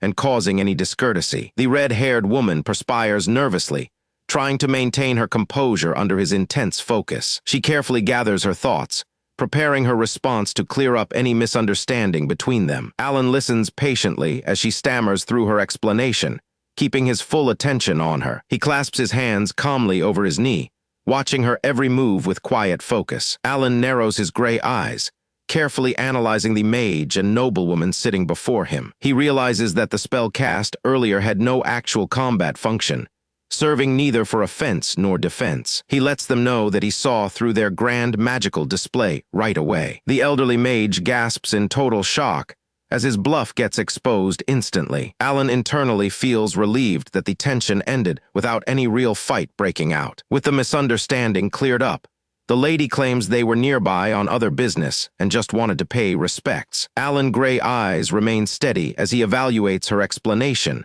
and looks for her true motive. A subtle smile touches Alan's face as he decides to gracefully accept her polite excuse. The noblewoman stands up and bows respectfully, thanking him for granting her even a brief audience. Alan sits comfortably on the couch, watching her prepare to depart without pushing further. He lowers his head slightly, keeping his thoughts focused on the many tasks waiting for him. Alan informs her that he has pressing work to handle and cannot spare much more time for conversation. She takes in his blunt words, realizing it is time to take her leave. Curtsying deeply in her cream dress, she mentions that hearing his response might lead her to visit the Duke next. Outside the Grand Palacio mansion, the ornate carriage rolls away down the sunlit courtyard path. Leaning against a pillar, Alan discusses the visit with Evan, who wonders why a ruling Western family came searching for them. Alan knows that if word leaks out about him using origin magic, power-hungry vultures will immediately target him.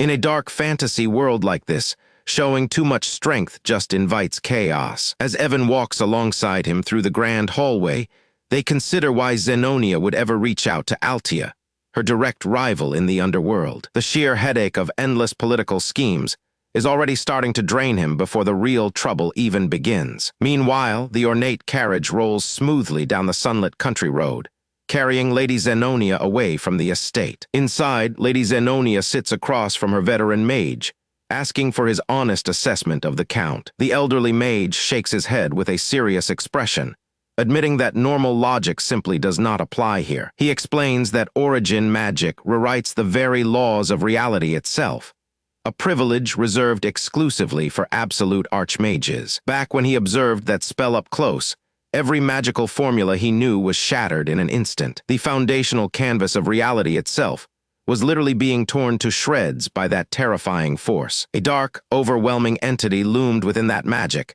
radiating a pressure so immense it chilled him to his core. Shuddering in terror, the old mage gasps for air as memories of that crushing presence wash over him all over again. Laws were collapsing, and space was warping around that orb, yet the spell still manifested with perfect precision. To force a spell into existence, while destroying its own logic, is nothing short of an absolute miracle. Zenonia watches her trusted advisor in utter disbelief, shocked to see a veteran archmage trembling like a frightened child. And what lay buried even deeper behind that magic was far more terrifying. His eyes widen in pure horror as he recalls the abyss staring straight back into his soul. Every protective barrier in his mind shattered under the sheer weight of that presence. An endless ocean of blood-red intent surged through the air, choking out every shred of hope. A massive crimson eye opened within the dark aura, watching his every move with cold malice. Standing at the center of it all was Count Palacio, holding absolute power over life and death itself. Clutching his head in agony,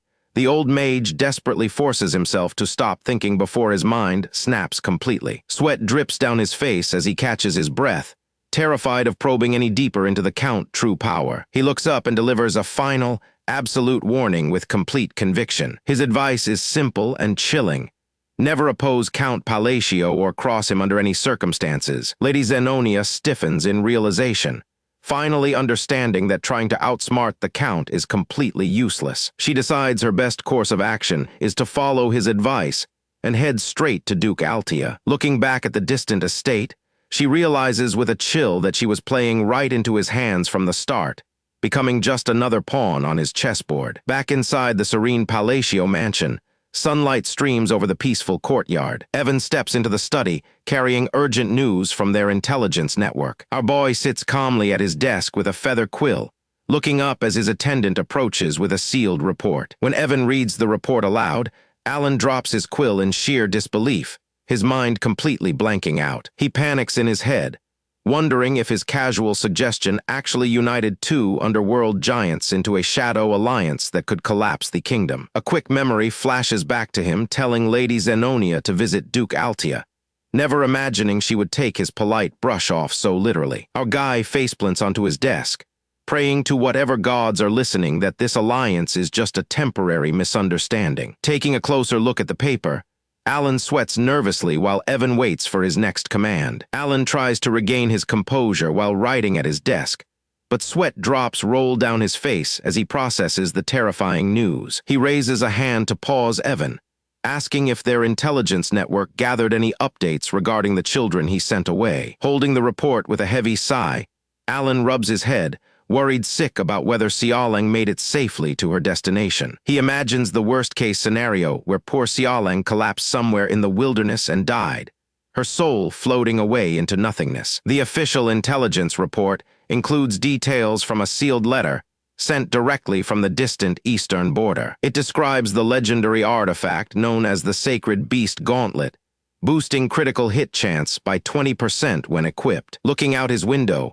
Alan remembers telling her about a hidden treasure she could use for emergency funds to survive on her own. He knew that distant realm was a ruthless place where absolute strength dictates who rules the world. Far across the continent, the narrative shifts to the harsh sandstorms of the desert nation known as Colony. Deep inside a glowing underground cavern, Xiaoling lets out a long sigh after finishing her grueling journey. Raising her arm high, she cheers in victory now that her dangerous trial is finally over. She flexes her newly equipped golden gauntlet, admiring the razor-sharp claws gleaming with magical force. Laughing to herself, She still can't believe that Alan gave her an heirloom this insanely powerful. Her mind drifts back to the ancient stories her elders used to share when she was just a cub. She realizes the ancient lore she heard as a child was never just folklore or a bedtime fairy tale. Years ago, her tribe gathered around the hearth while the elders spoke reverently of the legendary Golden Mane warriors. Back then, young Xiaoling smiled warmly as her mother gently petted her head during story time. They taught her that the essence of their tribe was a sacred relic passed down through centuries. It belonged to heroic ancestors who led their beastkin warriors with unmatched martial strength. That sacred gauntlet granted its true wielder divine authority and unimaginable combat power over the region. And right where Alan promised, the legendary golden glove had been resting inside the stone altar. Back in the present, Xiaoling shouts with pure excitement as the dormant weapon fully awakens on her arm. A massive surge of golden lightning erupts around her as the gauntlet's power channels straight through her veins. The overwhelming energy proves that every word of her heritage was completely true after all. Fierce winds whip around her body as the golden aura stabilizes into unstoppable fighting power. She remembers the painful days when she was locked up as a dying test subject with zero hope left. Years ago, nobody cared if she survived those horrific experiments inside the dark dungeon. She lay bruised and bleeding on the cold floor until our boy stepped in and saved her life. Because of everything he did for her, she knows what her true purpose must be moving forward. Her expression turns completely serious as an unstoppable drive takes over her entire mind. She vows to use this newfound divine power to repay the immense debt of grace she owes Alan. Flames and lightning burst out violently around her as her true Golden Mane bloodline fully awakens. Our boy did not give her this artifact just so she could become some ordinary gladiator in the arena. She drops into a fierce combat stance while powering up her glowing claws, knowing she was meant for something much grander. Her golden eye flashes with fiery determination as she locks her sights on her true goal. Xiaoling vows to gather her scattered Golden Mane tribe and rebuild everything they lost. Fueled by her newly awakened bloodline crest glowing with intense divine power, her ambition burns brighter than ever. Raising her golden gauntlet high into the night, she thrusts a beam of blinding energy straight toward the heavens. The blinding flash fades, leaving her standing resolute beside the giant rock face under the silent night sky. In her heart, every single action moving forward will be to repay Alan for saving her life. Standing tall on the edge of the plateau, her golden tail sways with absolute confidence. With a wicked smirk, the golden-haired beastkin girl flips through the night sky. She chillingly declares that it is finally time to begin. High above, the moon shines down on the ancient legacy of the Golden Mane beastkin kings. After 500 years of silence, the legendary tribe shall rise again as Xiaoling marches boldly down the canyon path. Alan studies the reports in his hands, sifting through the latest intel brought in by the Information Guild. Evan hands over more details while sharpening his sword, mentioning he completely forgot to share the news back at the training grounds. It turns out Xiaoling has been tearing up the colony under the alias Golden Flash. Hearing that name sparks a faint memory in Alan's mind. Evan carefully inspects the edge of his blade, showing off his dedication while sitting right across from his master. Alan gives his attendant a blank stare and asks why he is slacking off instead of working. Evan instantly panics at the call-out. Evan shouts in frustration after learning they need to head all the way to the Green Magic Tower, completely caught off guard by the sudden travel plans. The journey to the Green Magic Tower will take at least a month, since it is situated way out near Labyrinth City. Evan turns around to rush out and prepare their gear, while Alan simply gives him a quiet nod from the couch. Alan flops backward onto the cushions, dreading a whole month trapped inside a bumping carriage just to reach the item his small mana hole needs. Labyrinth City brings back heavy memories from his gaming days, back when he spent countless late-night hours grinding floors in psychedelia. That massive underground maze stands at the heart of the city, luring in endless adventurers who dream of descending deeper for legendary loot. Even back in the game, no player ever found the bottom, despite using cheats to bypass 150 floors down. Explorers constantly pull ancient relics and enchanted gear out of those depths, risking their lives for absolute power. Mysterious potions and mana crystals flood the market daily, making artifact evaluation a path straight to unimaginable wealth. Alan remembers Rin, a brilliant young appraiser who is about to take her official certification exam very soon. He wonders if the magical magnifying lens he gifted her was too cheap compared to what he gave the others. Far across the continent sits Larthania, the infamous labyrinth city where towering spires light up the night sky. This sprawling metropolis is ruled by no central government or king. It remains a lawless haven strictly built for ruthless mercenaries, fortune hunters, and rogue mages. Hidden deep within a quiet alley in the southern district lies a secret appraisal shop. The small shop goes by the name Maerd, quietly building a reputation among elite clientele. It caters almost exclusively to high nobility and elite top-tier explorers seeking rare evaluations. A wealthy customer grins warmly as he presents a mysterious magical artifact for inspection. Wearing an elegant masquerade mask to hide her identity, Rin carefully examines the strange brass lamp brought before her counter. Her keen eyes immediately reveal its hidden magic, identifying it as a rare relic capable of being imprinted with special abilities. She explains that feeding just a drop of mana into the core will keep its flame burning bright for an entire hour. The customer departs satisfied as the door chime echoes over the custom shop sign hanging out front. Once the room clears, Rin removes her ornate mask with a quiet sigh of relief, taking a brief moment to unwind after work. She glances over toward her workbench, where the special magnifying tool Alan gifted her sits mounted on a stand. Rin gently reaches out and takes hold of the brass device, appreciating the true depth of its craftsmanship. She steps over toward the private backroom window to test its true hidden functions out of public view. This item holds a secret power bestowed directly from the great moon. Moonlight streams down from the high window onto a glowing mechanical eye ring levitating inside, a brilliant aura of blue magic. Rin chuckles softly to herself, thoroughly impressed by the extraordinary capabilities of the tool Alan gifted her. Meanwhile, Alan pauses by a suit of armor in his dark fur coat, already focused on his next target. Rin reviews her written instructions, confused about why her mission to eradicate dark creatures requires her to move to Labyrinth City and work as a magic appraiser. Arriving in Larthania with her luggage, she gazes up at the magnificent spires, wondering how evaluating magical items connects to slaying shadowy beasts. Stepping into a hidden chamber, light fills the room as she walks toward an ominous artifact locked behind glowing red magic chains. A magic display details the eye of the stalker, a device designed to rapidly evaluate low-level items to assist appraiser duties. The chained golden eye hums with crimson mana, hovering quietly above its stone pedestal inside the binding array. Rin senses that this relic is fundamentally different from standard Imperial equipment, hiding a far deeper mechanism within its frame. Reaching out with her mana, green light radiates from her hand as the magical chains shatter into floating particles around the orb. She realizes the core energy signature of this artifact does not exist anywhere in the records of the Library of Eternity. A golden shock wave bursts outward as the protective outer shell unspools, exposing the intricate mechanical eye hovering inside. Glowing numerals materializing in the light display a progress counter, showing 0 out of 500 required sacrifice charges. With its seals shattered, the brilliant star ring eye floats untethered, completely unlocked and ready to process incoming energy. Rin gazes in awe as brilliant blue magic gathers around the floating device, feeling the immense power hovering over her hand. Channeling power through the brass scope gifted by Alan,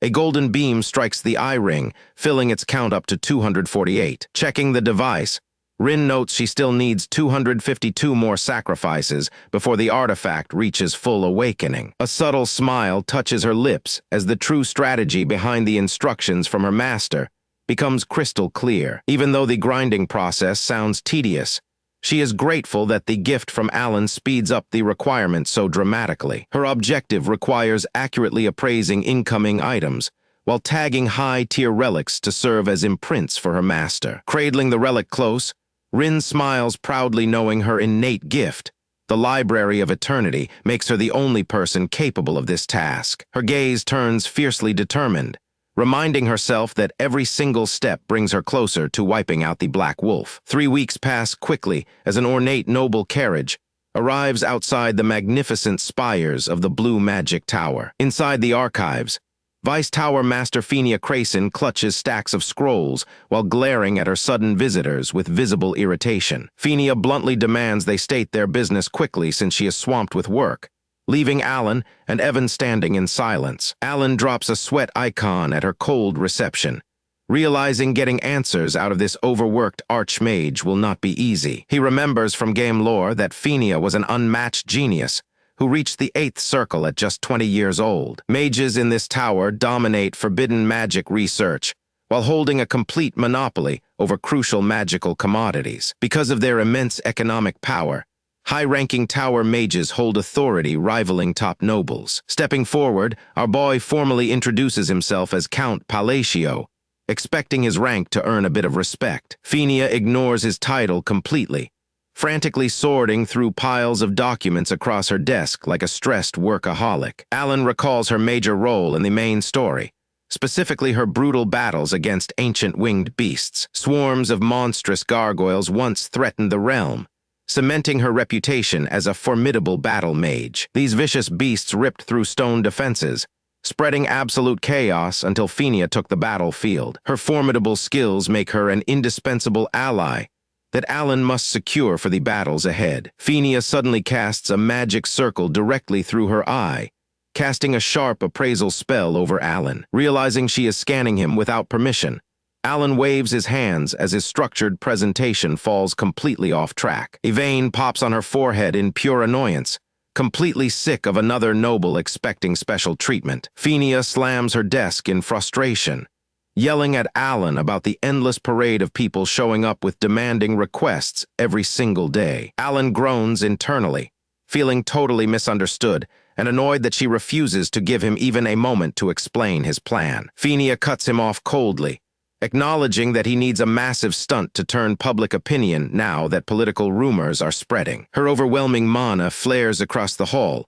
warning Alan that he cannot drag his political problems into her domain and cause trouble. As the raw pressure forces Evan and Alan back, our boy realizes that beneath her frantic workaholic exterior, Fenia is sharp and remarkably well-informed. Her aura continues to surge, showing the terrifying strength of an archmage who transcended human boundaries long ago. Evan whispers in horror that her passive mana could easily crush them, while Alan silently admits her intense presence put him right back in line. Despite the crushing pressure, Alan steps forward and stakes his entire house and estate on completely eliminating the troublesome time gate. He looks her straight in the eye, offering to seal the bet with a binding oath in exchange for just a few minutes of her time. Fenia glares at him in dead silence, weighing his absurd proposal against his total lack of fear. Standing outside the trial chamber, Fenia warns him that his entire fortune belongs to her the moment he fails, but Alan stays completely calm. Walking inside,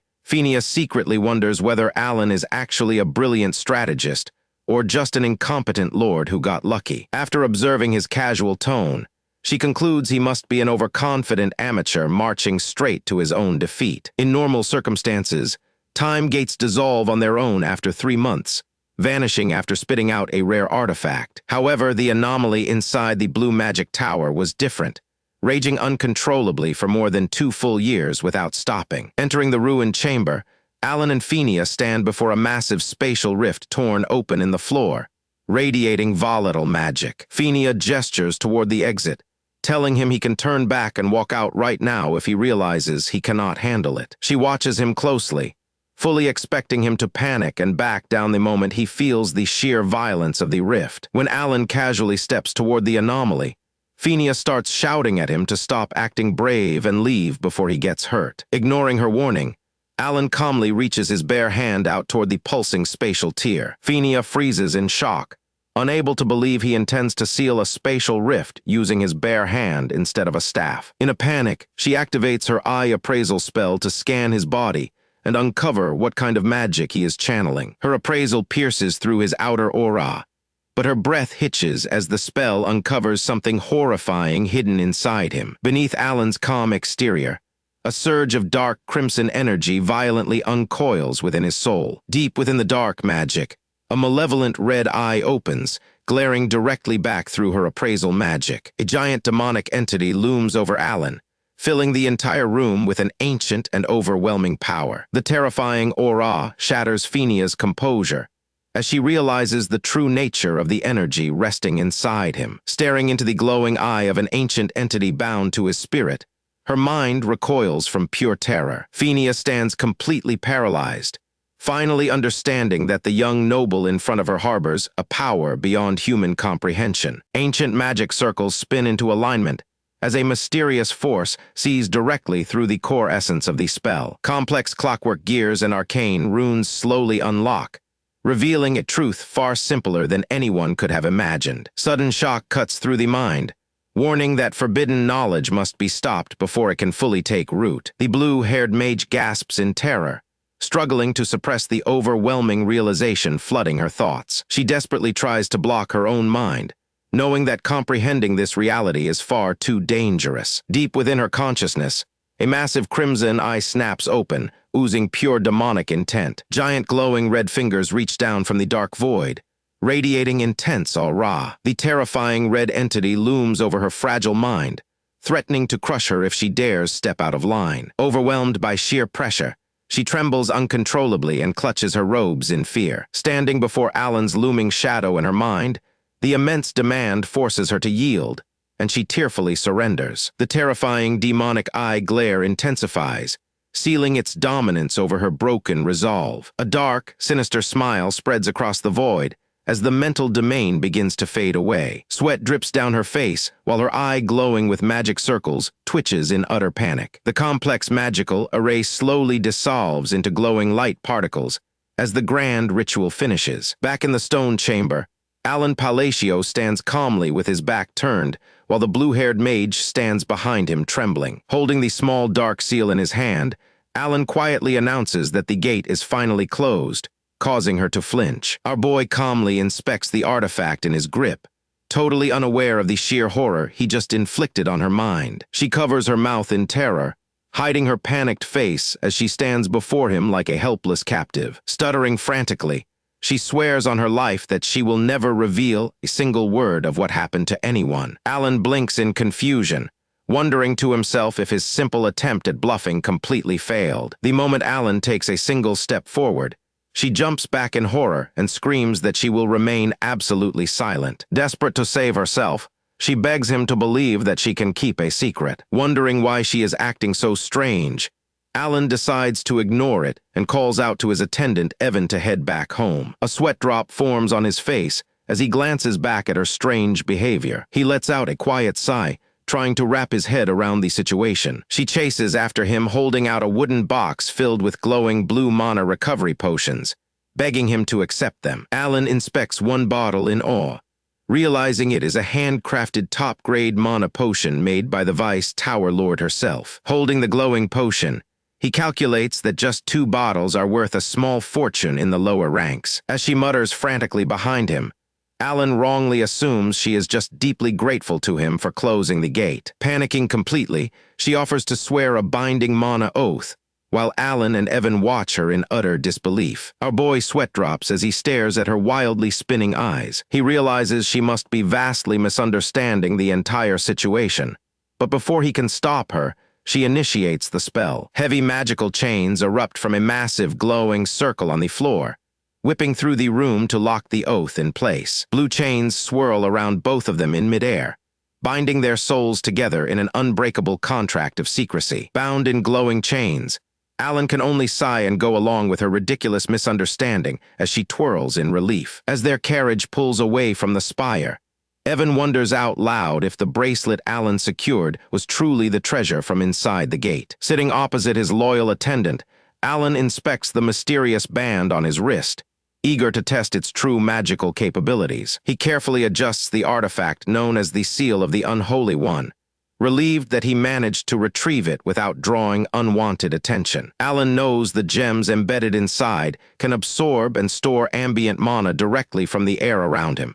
fixing his biggest weakness. The storage capacity is modest, but it provides more than enough extra power to fill his limited mana core whenever he needs it. Still, our boy sighs, slightly embarrassed that his own natural mana reserves are smaller than a basic support item. He quickly shakes off the self-doubt, reminding himself that his priority is research and survival, not picking fights on the front lines. Satisfied with his plan, Alan nods quietly to himself while Evan observes his master in silent curiosity. But something about their earlier encounter still sits awkwardly in the back of his mind. Outside, the blue-haired girl bows repeatedly in extreme respect, urging them to have a safe trip, which Alan finds completely bizarre. She even flashes a cheerful thumbs up, leaving our protagonist staring back in total bewilderment at her sudden change in attitude. He cannot help but wonder if she is secretly mocking him after that intense magic-binding ritual. Resting his chin on his hand, Alan tries to make sense of her over-the-top reaction. Years ago, he remembered seeing that exact same look of total terror on Kalia's face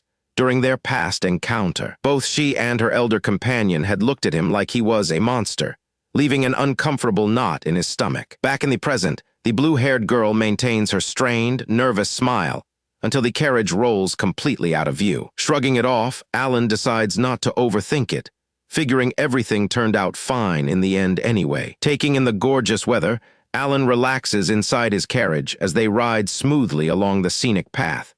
Everything feels surprisingly calm and peaceful for once. Meanwhile, high in the mountains at Duke Altia's grand estate, an entirely different conversation is taking place. Inside a luxurious salon, the brown-haired host welcomes her visitor, offering tea while wishing her guest a comfortable stay. Lady Zenonia smiles smoothly over her teacup, noting with amusement that her host has not changed one bit. Both noblewomen appreciate how easily they can speak without getting wrapped up in rigid social rank and formal titles. Their thoughts drift back to Count Palacio's stern command, remembering the strict expectations placed upon them during their past meetings. Flashback memories recall how the two ladies had once walked together through the palace grounds late at night, bound by secret orders. Back then, an unexpected turn of events had left both noblewomen visibly shaken, realizing the dangerous plot unfolding around them. Whatever their personal feelings were, their alliance had been forged solely under the powerful command of Count Palacio. Count Palacio had orchestrated everything from behind the scenes,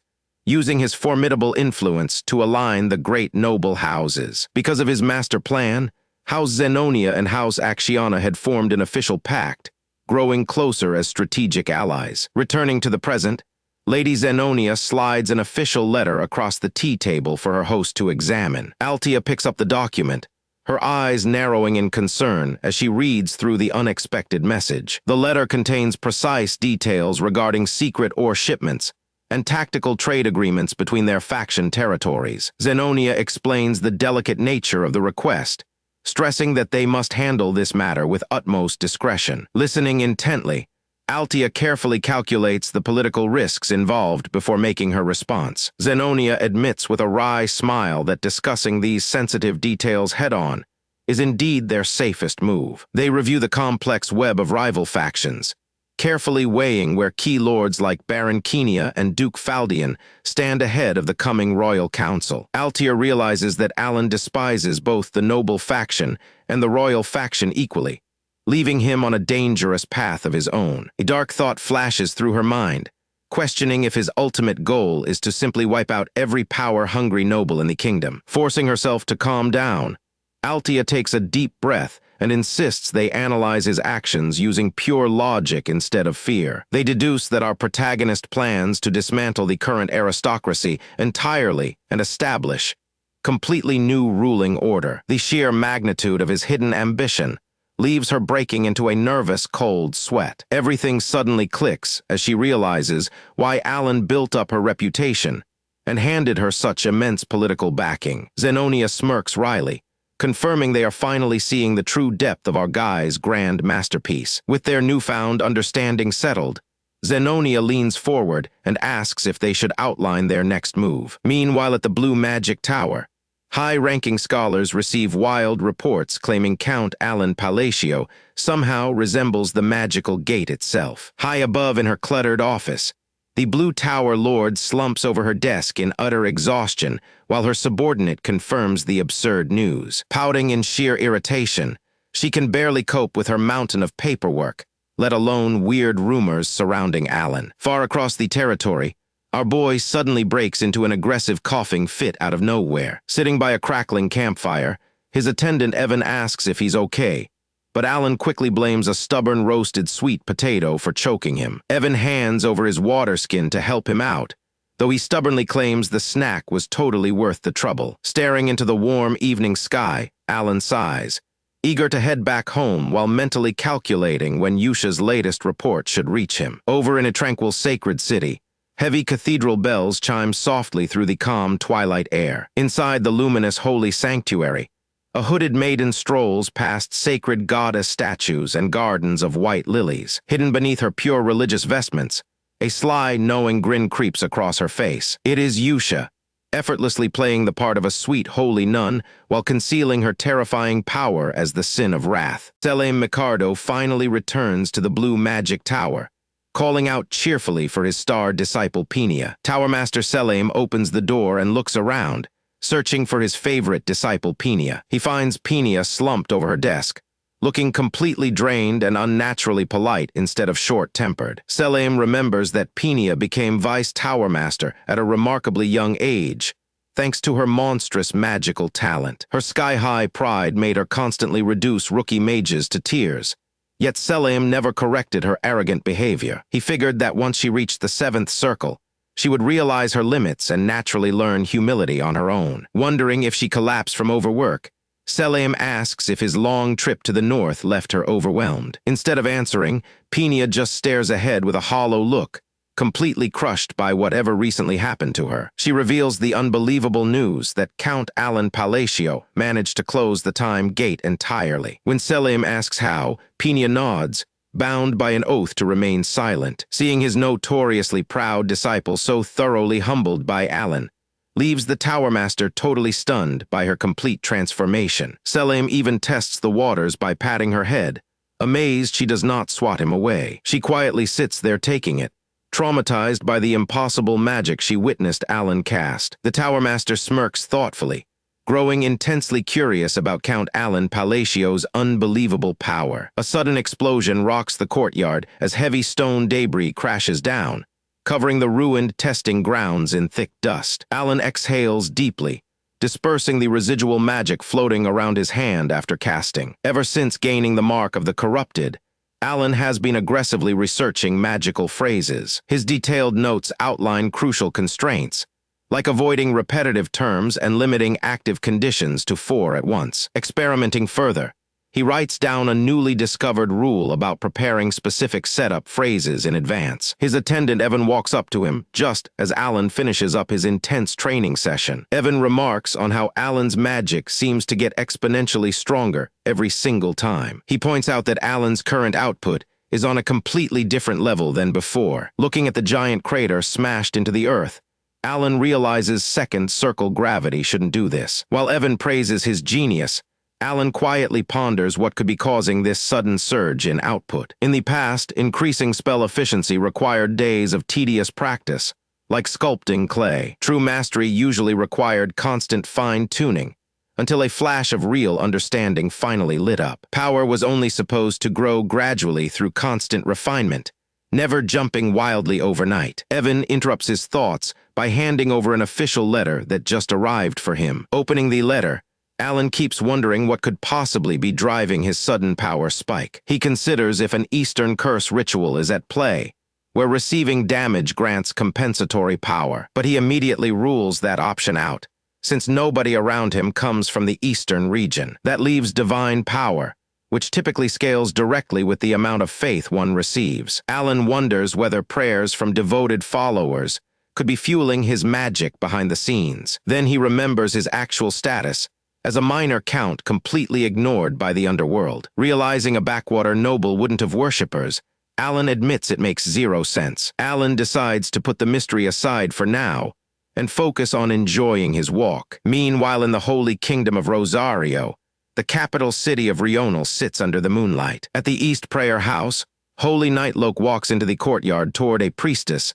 standing by the sacred moon arch. Sir Loke quietly approaches Priestess Yusha as she finishes her evening prayers under the glowing moonlit night sky. Under the glowing full moon, Priestess Yusha turns toward Sir Loke with a subtle smile and warmly asks how he has been doing. As Sir Loke stands before the priestess, He gathers his thoughts and prepares to offer his formal report. Despite any lingering doubts in his mind, the knight reminds himself that maintaining proper respect before entering the sanctuary is absolute. Bowing deeply, Lok reports that his rescue mission succeeded, saving 8 children and 25 lives. He explains that all the survivors were safely brought back from small villages in both the east and west. Sister Yusha offers a peaceful nod, praising the holy knight for performing such a compassionate and noble deed. High above, the grand statue of goddess Shirnia watches silently over the holy capital. Looking away solemnly, Sir Lok lets his mind drift back to the long years he spent in complete obscurity. For 20 painful years, he lived in utter despair, unable to spark divine power and ready to abandon everything. Back then, he spent his days bruised and broken on the training grounds, believing he was completely talentless. That was until Sister Yusha gave him bizarre advice, telling him to put his faith in the moon instead. Under the glowing crescent moon, she guided the hopeless knight toward an unconventional source of divine devotion. Desperate for any sign of progress, Lok was willing to embrace anything to break his endless streak of failure. A dark, knowing grin flashed across her face, masking her sinister motives behind a gentle, holy facade. Overwhelmed by desperation, the young knight was fully prepared to accept whatever dangerous path she offered him. After praying to the moon for just a few days, an extraordinary miracle suddenly occurred. Plunging his sword down, an overwhelming explosion of golden holy light burst forth around the training field. Miraculously, he had awakened the ability to channel divine power overnight, defying all his past failures. Although overjoyed by his sudden breakthrough,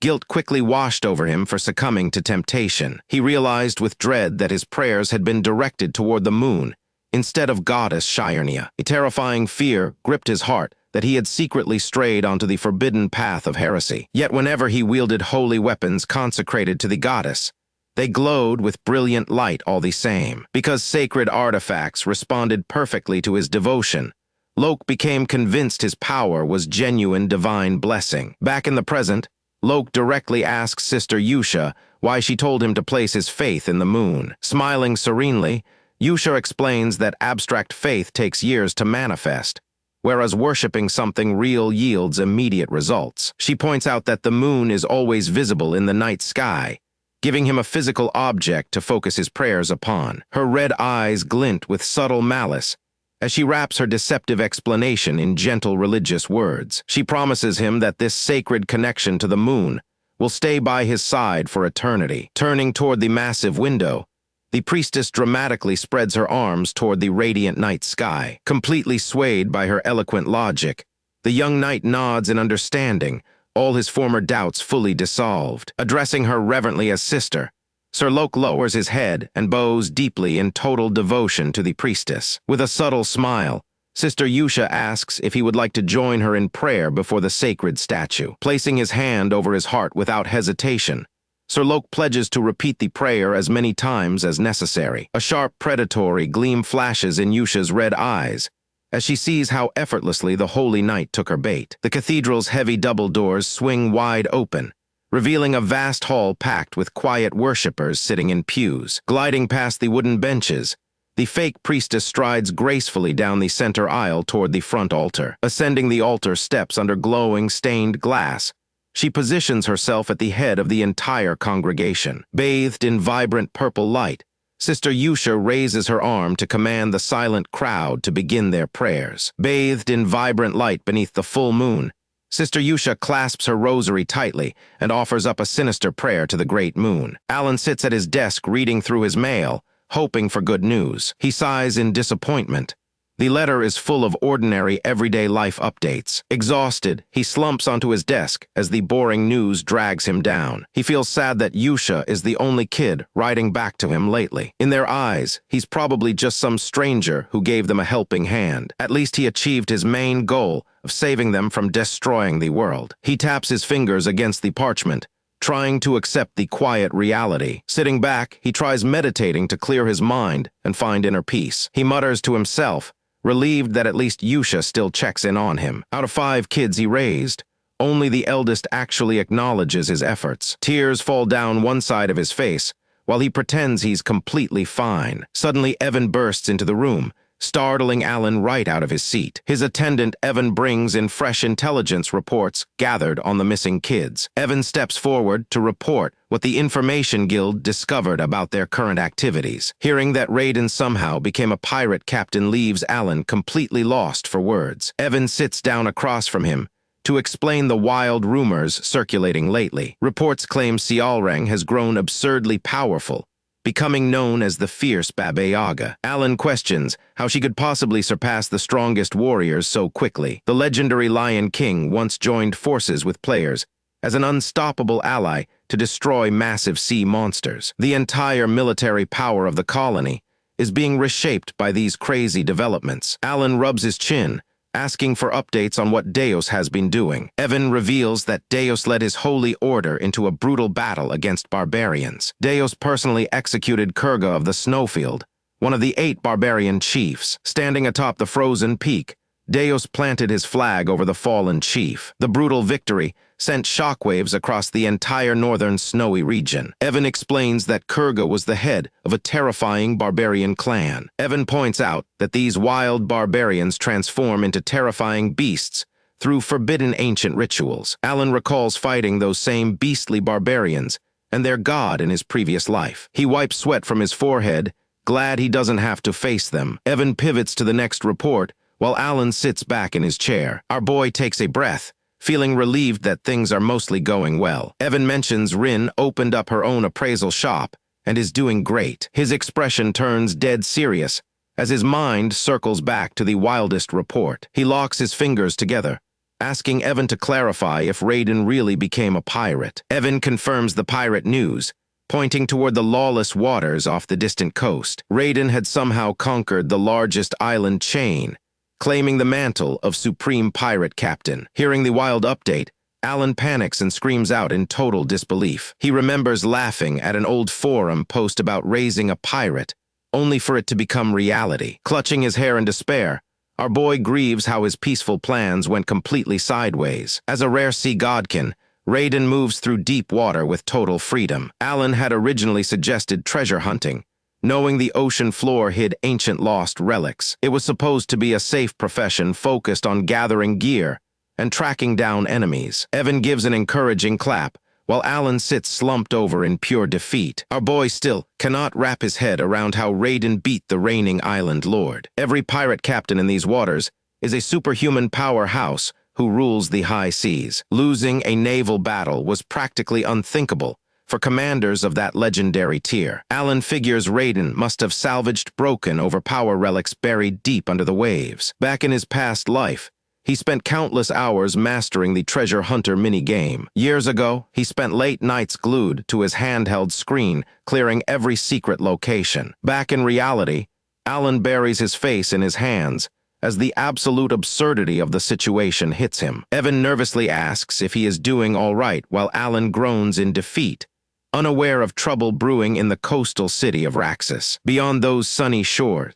lie the lawless waters known as the 7 Paradises of Pirates. Across the sea lies the lawless territory of pirates, dominated by the massive and dangerous First Archipelago. Vast harbor docks stretch out along the vibrant coastal kingdom. The former Captain Alcride was a terrifying warlord protected by immense wealth. His shattered blade now lies abandoned after a challenger dethroned him. The victorious warrior who crushed the legendary captain steps up to take control. A silver-haired pirate steps boldly onto a high stone ledge, aiming to claim his place as the new captain of the islands. He gazes down at his new territory with a quiet look. Sitting high above the coastal city, he scratches his head in deep thought while pondering his uncertain future. He gazes up at the sky, wondering about the mysterious entity known as the Great Moon who helped him in the past. Years ago, he was marked for death as an experiment before unlocking his power. Working under Yusha felt simple, but direct orders from the Great Moon made him pause. Reading the letter under the moonlight, the strange command leaves him deeply confused. Regardless of mysterious orders, he knows his path of revenge must begin soon. Years ago, his people lived in absolute peace, inside a hidden sanctuary, far away from the rest of civilization. But dark, malevolent forces suddenly invaded their sanctuary, tearing their peaceful life apart and dragging everyone into pure despair. Even after surviving the fall of their island home, Brutal enemies tracked them down and ruthlessly slaughtered his entire family. A ruthless pirate leader grabbed young Raiden during the bloody massacre, capturing the helpless child alive. The merciless captors bound him in heavy chains and sold him off. Trapped in this nightmare, the traumatized boy lost all hope as the harsh reality of his tragic fate crushed his spirit. Back in the present, Raiden stands alone atop a grassy cliff, staring down at the glowing coastal city lit up by evening lights. He turns his head, glancing quietly into the distance while processing the strange orders he received under the moonlight. Boisterous sounds suddenly draw his attention toward the water, where a massive ship sails past amidst exploding fireworks, approaching a wall covered in wanted posters.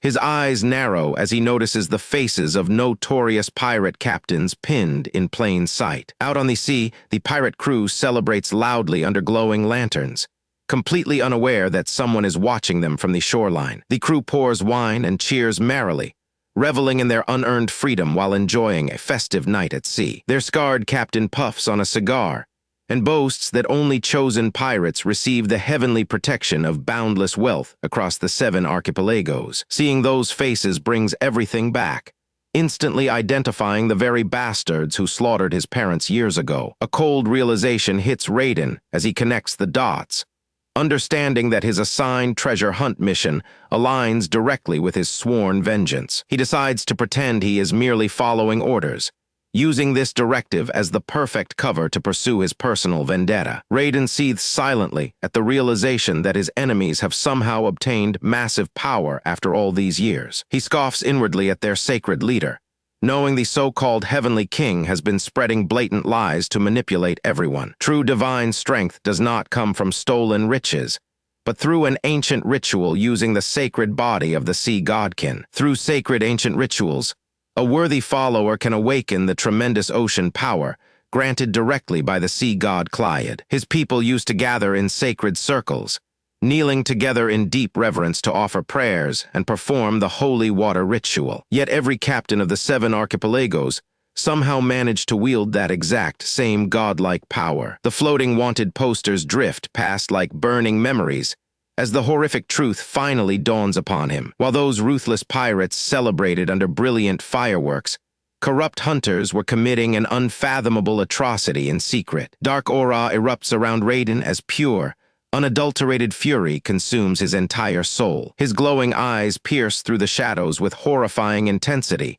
burning with deadly hatred for the monsters who ruined his life. Those merciless hunters had butchered his parents, severing their holy bodies without a trace of mercy. They split his parents' remains into 7 distinct pieces, distributing them like horrific prizes across the oceans. Blood spills across his dark cloak in his vivid recollection, stealing his resolve for the bloodbath to come. Deep beneath the crashing waves, a terrifying aquatic aura awakens, ready to consume every pirate captain standing in his way. High above the coast, a figure stands quietly on the cliffside, watching a grand ship light up the night sky with fireworks. Dark shadows cover the silver-haired man's face as he glares down, his eyes gleaming with suppressed rage. The grand vessel sails merrily across the water, completely unaware that the moon itself has set up this exact encounter. He steps toward the edge, tightening his fist in frustration.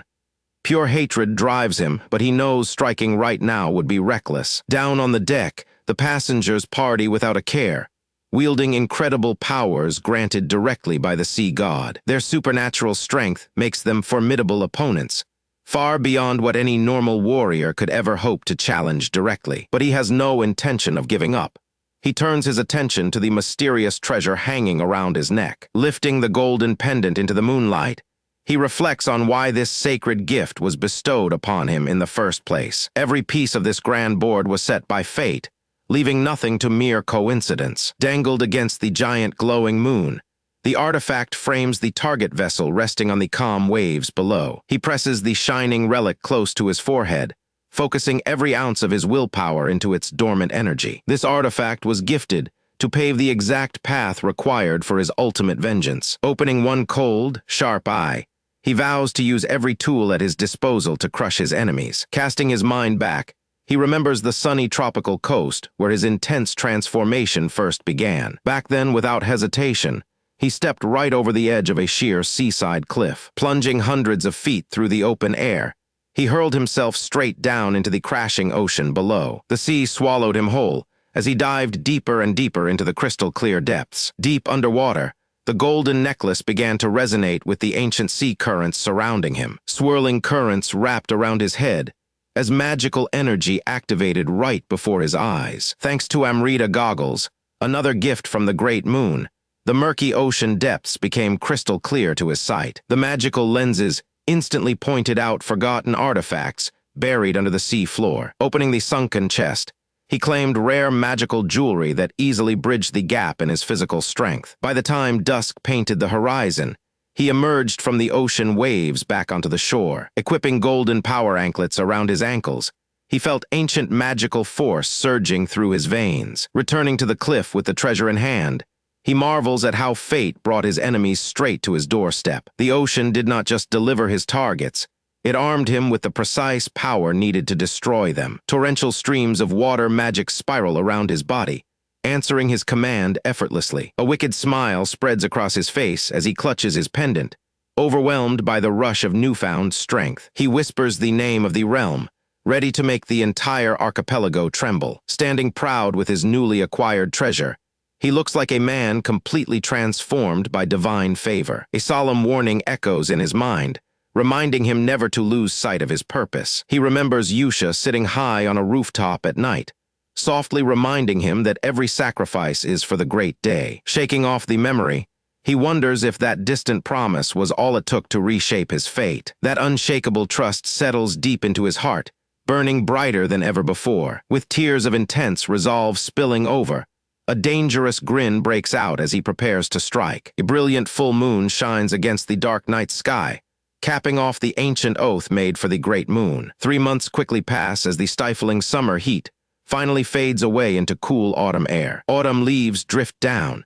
signaling the arrival of the biennial Asteria grand social gathering across the realm. Grand carriages roll down the dirt road beneath vibrant autumn foliage, transporting noble lords and ladies toward the event. Alan slumps inside his carriage, grumbling about how much he despises forced mandatory social gatherings every 4 years. Multiple noble carriages travel together in a long convoy along the tree-lined dirt road. Evan sits across from him, explaining the travel arrangement while keeping a watchful eye on their surroundings. Alan mentally sighs, realizing nobles travel in large groups purely to ward off potential bandit attacks along the way. By evening, the convoy pulls up to a cozy roadside in where everyone can rest for the night. Inside the bustling tavern, a quiet traveler sits alone at a table, staring silently into space. Alan calmly grips his drink, hoping to enjoy a peaceful evening without any unwanted trouble. 2 arrogant nobles confront Alan at his table,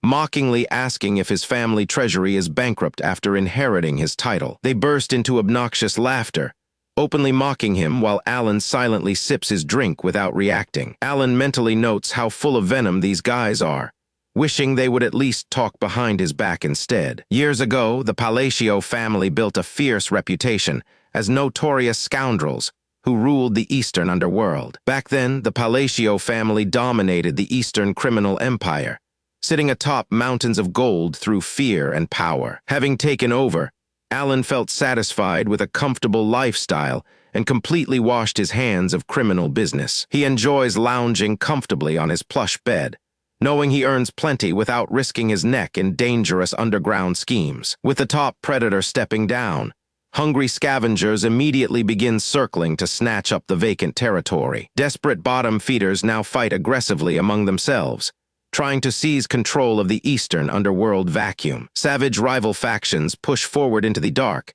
eager to devour whatever influence remains unclaimed. A juicy piece of fresh meat sits exposed on a plate, tempting every hungry predator in sight. Rumors spread that Alan only inherited his count title through pure luck, making rivals view him as easy prey while he walks ahead. Our young count remains completely unfazed, listening calmly as these fools buy into the false rumors about him. Alan reflects on how his former reputation as a mastermind degraded into being called a lucky brat by everyone. The 2 petty nobles fake sympathy, condescendingly offering help while openly mocking Alan right to his face. Alan rests his chin on his hand, calmly analyzing why these two backwater aristocrats are acting so remarkably cocky. His sharp, gray eyes lock onto them, realizing exactly who these foolish agitators really represent. Alan points his finger in realization, recognizing these fools belong to an association of families his house previously bullied. In the past, the Crailed and Edorn houses were weak pushovers,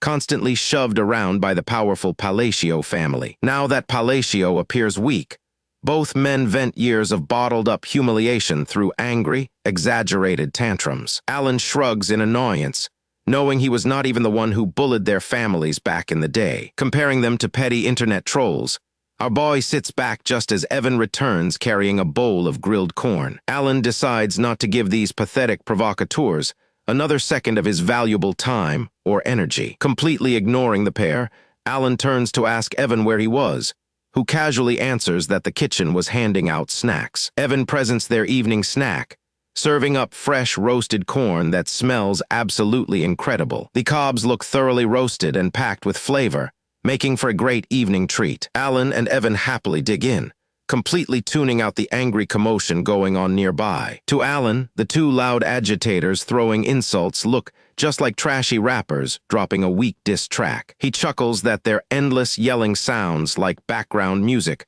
while he enjoys his meal with Evan. Evan happily munches along beside him, casually wishing they had some extra butter for the cob. Outside, peaceful night settles over the inn as the story moves far away to the frozen northern lands. Deep in the north lies an endless frozen realm, swallowed by bitter cold and wild barbarian tribes. Fierce blizzards sweep across snow-covered mountains, cutting off the desolate territory from the outside world. It is a harsh and unforgiving domain, where only the strongest warriors manage to survive. Across a bleak, snowy field, dozens of slain warriors lie frozen in the bitter frost. A heavily wounded barbarian chief groans in agony while struggling to drag his body across the snow. The enraged barbarian chief grits his teeth in pure fury, cursing his dishonorable enemies.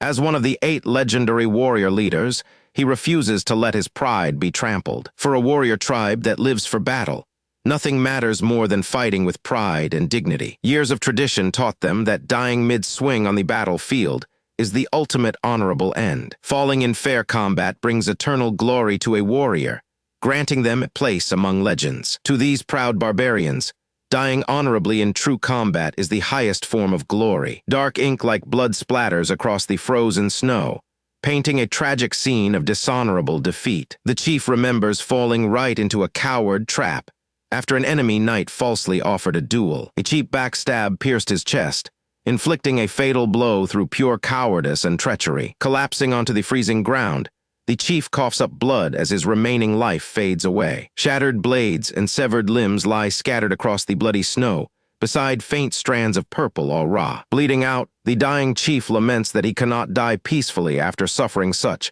a shameful defeat. Tears of anger mix with blood as he stares blindly into the cold, dark sky above. Snowflakes quietly drift down from the dark void above, slowly burying his broken body in frost. Surrounded by his fallen clan members, the barbarian chief lies completely motionless on the ice. In his final moments, an ancient voice resonates within his fading soul, urging him to speak. The mysterious voice instructs him to call upon the great name his entire tribe once worshipped. Suddenly, a brilliant surge of blue light blazes to life inside his empty eye socket. With his very last breath, he calls out the ancient name of Ultultus into the darkness. Snowflakes sweep softly across the dark night sky as silence covers the frozen tundra. The chief lies buried under the snowfall, looking like just another corpse on the battlefield. Suddenly, his frozen fingers twitch and claw fiercely into the hard ice beneath him. A surge of electric power erupts as the chief forces his massive body back onto his feet. Desperate for aid, the chief bows low in the snow to call upon an ancient entity.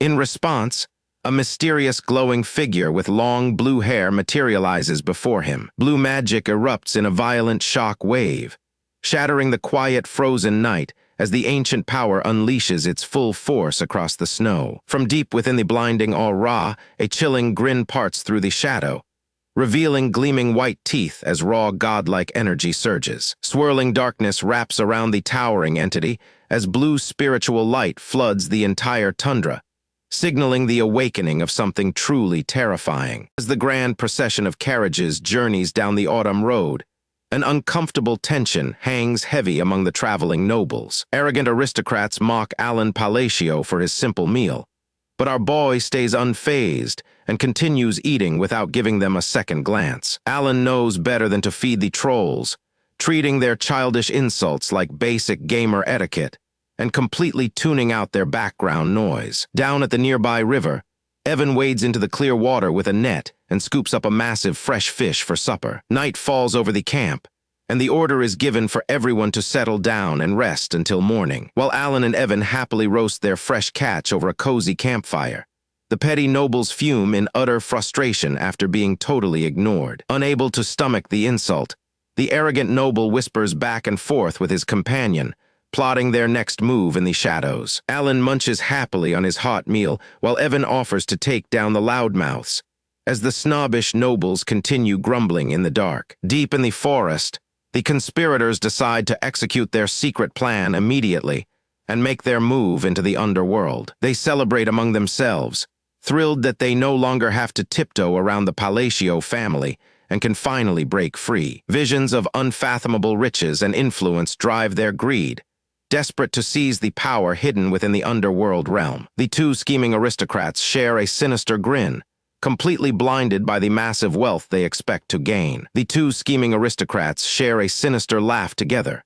They are completely confident in their plan to teach the young lord a harsh lesson about reality. Suddenly, their arrogant laughter dies out as both men freeze, hearing strange rustling noises echoing from the surrounding tree line. Nearby, an armed guard leaps to his feet in shock and draws his steel sword as chaos erupts around the camp. A terrified scream echoes through the dark woods, warning everyone that terrifying monsters have ambushed the perimeter. Red eyes gleam through the gloom as monstrous shapes emerge, forcing the desperate guards to shout for their mage to illuminate the area. The camp mage steps forward, raising his enchanted wand toward the sky to cast a luminous illumination spell. A brilliant sphere of light rockets straight up into the pitch-black night sky, casting bright radiance over the forest canopy. The magical orb detonates overhead, instantly banishing the darkness and exposing the hidden threat waiting in the trees. Giant, crystal-encrusted creatures step out from the shadows, wielding massive iron blades with glowing red eyes. The guards stare in disbelief, trying to convince themselves these monstrous brutes are nothing more than ordinary goblins. But as the light spreads wider across the clearing, a far grimmer reality reveals itself. Countless pairs of glowing red eyes light up throughout the dark foliage, stretching as far as the eye can see. An endless tide of massive crystal goblins stampedes forward, ready to crush everything in their path with overwhelming numbers. Before anyone can react, the watchmen on the outer perimeter are cut down instantly, leaving blood splattered across the dirt. The surviving knights tremble in pure terror as the colossal blue mutant steps directly over the fallen bodies of their comrades. Panic spreads like wildfire among the men as word reaches them that every single scout outside has already been slaughtered. Sweating profusely, the guards back away in horror, completely unable to comprehend the nightmare unfolding before them. Nobody in the unit has ever encountered goblins of this terrifying scale or ferocity before. Purple mana surges around the lead crystal mutant, as its hulking frame radiates pure destructive intent. The hulking beast charges forward with staggering speed, creating a massive pressure wave that shakes the earth. The altered physical builds and heavy armor plating confirm that these creatures have undergone a horrific, unprecedented mutation. Seeing the monsters infused with potent magical energy, the squad leader realizes their standard combat tactics are completely useless. A single monstrous strike smashes into the ground, unleashing raw physical power far beyond anything human warriors could ever hope to withstand. The mutated beast leaps straight from the darkness, swinging its spiked club down with terrifying speed. An entire pack of mutated crystal monsters charges down the slope, their red eyes gleaming with violent intent as they close the distance in seconds. The horde leaps directly toward the defensive line. With crystals protruding from their bodies, these mutated beasts radiate immense pressure as they attempt to overrun the guard squad. Right before the impact, a massive stone wall erupts from the earth, completely cutting off the monster's charge and absorbing the shock wave. The charging creatures crash violently into the magic barrier, unable to break through. Confused by the sudden defense, the beastly pack stumbles back in confusion. High above the battlefield, a massive sphere of purple mana condenses into the air. The soldiers look up in total shock, realizing someone is casting high-tier magic. The blue-haired mage stammers in disbelief, recognizing that someone stacked third-tier rock wall and a second-tier shield simultaneously. Our boy steps up quietly, focusing his energy as he casts enhancement magic over the entire unit to dramatically boost their battle capabilities. The surrounding guards gasp as raw magical strength suddenly surges through their bodies, taking them completely by surprise. Alan clenches his fist, compressing the massive swirling mana in the sky down to a dense, unstable point. Heavy gravitational pressure crashes down on the field, pinning the mutated goblins to the earth before they can even react. The swirling purple orb gathers the monster horde right into its center, vacuuming the creatures off the ground and trapping them in a swirling vortex of mana. The ground splinters and cracks underneath the sheer weight of the magical force, hovering just above them. Shield Knights stand completely frozen behind our protagonist, watching in utter awe as he single-handedly controls the entire battle. High above the dark tree line, the compressed mana sphere pulses like a mini-sun, holding dozens of mutated monsters helplessly in place. Alan stands tall against the darkness.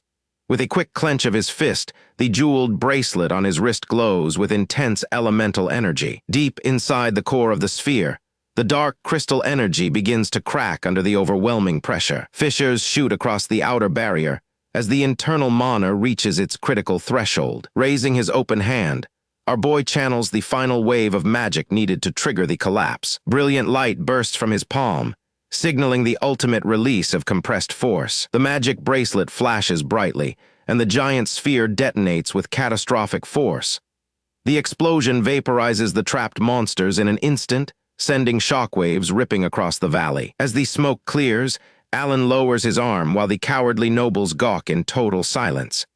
The knights slowly lower their shields, unable to comprehend the divine display of power they just witnessed. Before anyone can recover from the shock, Alan orders the troops to snap out of it and prepare for combat. He glares back at the squad, reminding them that the battle is far from over while remaining enemies still stand. The surviving goblins rush forward in desperation, but this time the knights brace themselves with complete confidence. Thanks to Alan's buffs, the soldiers slash through the remaining monsters with ease, turning what was once a slaughter into a total victory. Our boy continues guiding the battle from behind, flicking his wrist to cast precise support spells whenever needed. Magical blasts scatter the front line, allowing Evan to dart forward and deliver a lethal sword slash that cleaves straight through the final line of beasts. Sunlight breaks through the dark clouds above, marking the end of the violent struggle. A knight drives his spear straight into the chest of the last standing crystal monster, bringing it down for good. The heavy body crashes onto the dirt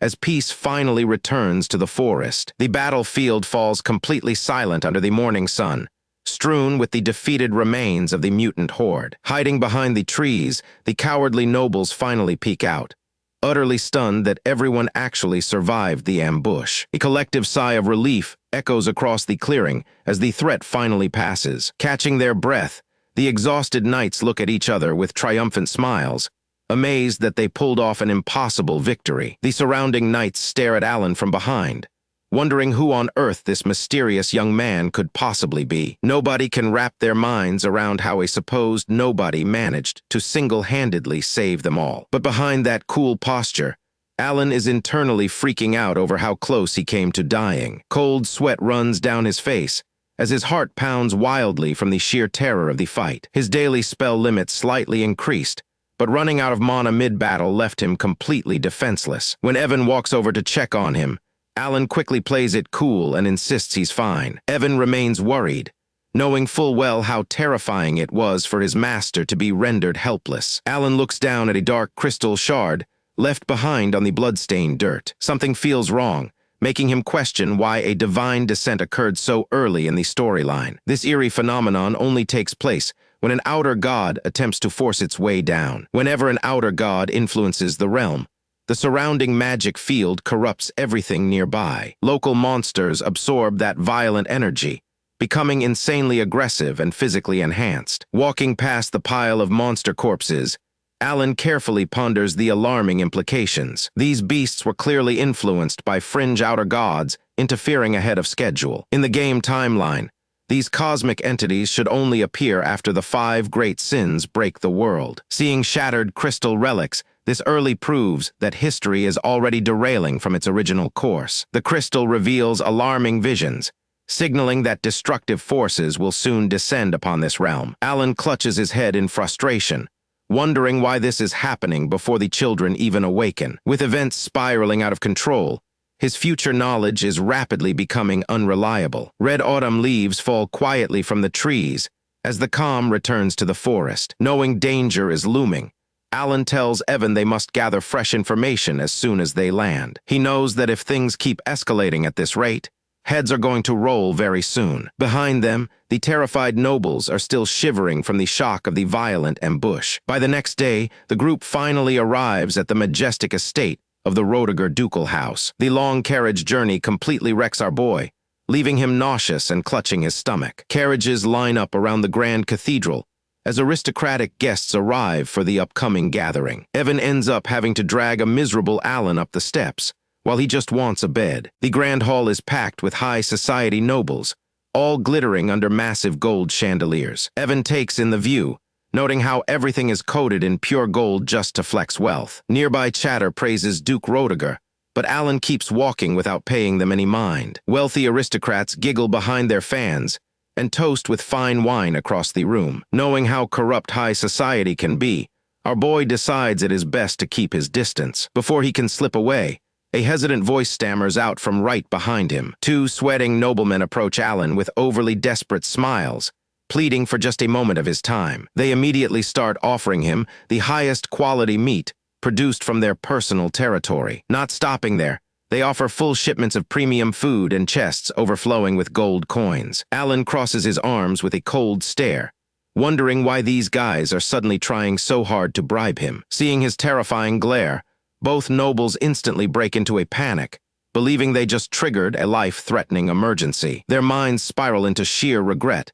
wishing they had never dared to cross him. Just a day ago, after clearing out goblins, Alan and Evan had casually walked right past them without a word. Back then, these 2 nobles were already clutching their heads in complete terror after witnessing his strength. Desperate to figure out how strong he really was, they quickly look around for anyone who might know the truth about his magic. So they ambushed Penia, grabbing the blue-haired mage right off the trail to interrogate her about the magic Alan used. They desperately demanded to know what level of magic our boy had unleashed during the fight. When they asked if it was second circle magic, Penia stood there completely baffled by their ignorance. In her head, she knew that spell far surpassed her own capabilities and was way beyond second circle. Hearing that response left the noblemen frozen in place, assuming his power was at least third circle or higher. They realized all those rumors about him becoming a count through simple luck were total lies. The truth hit them like a ton of bricks as their eyes widened in total shock. Alan was intentionally hiding immense power, the kind of strength that needed 0 escorts to wipe out armies. He was secretly a lethal powerhouse, walking around disguised as a weak noble, a ruthless force capable of crushing anyone who stepped out of line without showing a shred of mercy. They believed they had uncovered the dark and cruel reality of the Palacio bloodline. Now shivering in fear, they knew their attempted bribes were their absolute last resort to stay alive. They cry out desperate apologies, blaming their past disrespect on a terrible dream and pure foolishness. Right in the middle of the crowded party, both nobles drop straight to the floor and bow intensely. Tears and snot pour down their faces as they beg for mercy, while Alan and Evan stare in utter confusion. Our boy ponders where they even came up with this crazy idea, briefly considering if he should eliminate them. Evan prepares to throw hands to clear them out, but Alan stops him, knowing a commotion will only cause more headaches. Since he lacks real magic anyway, Alan decides to play along,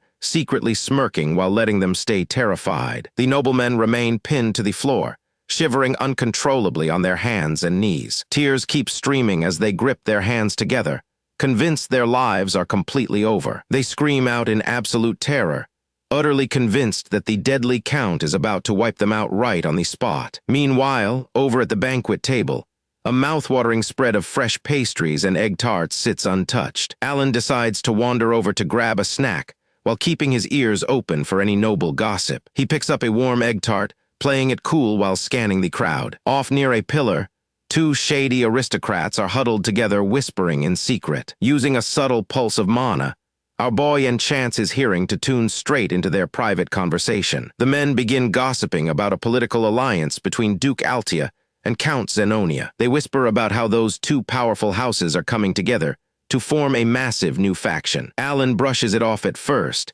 knowing those two families despise each other, so their temporary pact won't last long. He takes a crisp bite out of his egg tart, enjoying the food more than the political drama. The delicious pastry catches him off guard, but the whispering nobles drop another bomb. They claim that someone else is secretly controlling this political faction from behind the scenes. Our boy, munching peacefully on his snack, hardly expects what they say next. The aristocrats drop a name that sends a bolt of shock straight through him. They lean in close, revealing that the mystery leader guiding the faction is Count Palacio himself. The tart squishes into pieces as Alan accidentally crushes it in his hand. His brain completely short-circuits as he clutches his chest in absolute disbelief. He cannot believe the absurd nonsense he just overheard floating around the room. Sweat drips down his face as he looks back at the gossipers, wondering how such a wild rumor even started. Years ago, he had only met Duke Altia once when she was just a young girl. And as for House Zenonia, he had only ever crossed paths with the daughter a couple times. The current Count Zenonia has literally never met him in person even once. Alan facepalms, realizing the party is filled with baseless rumors and trash-tier gossip. He clutches his head in frustration, wondering why everyone keeps bothering him today. A flamboyant noble named Carmine struts up, introducing himself as the third son of Duke Camalin. Alan glances over with a deadpan gaze, remembering foreign nobles were invited to this grand gathering too. Carmine flashes a condescending smirk, openly mocking Alan for becoming a count through pure luck. Unfazed by the petty insult, our guy deadpans that even twisted donuts can talk these days. Carmine shrieks in outrage, but a stern veteran noble steps right up to defend Alan. The Asteria noble glares down Carmine, asking if he dares to disrespect a lord of their kingdom. Carmine panics instantly, stammering apologies as he realizes picking on this count was a huge mistake. In Carmine's own narcissistic mind,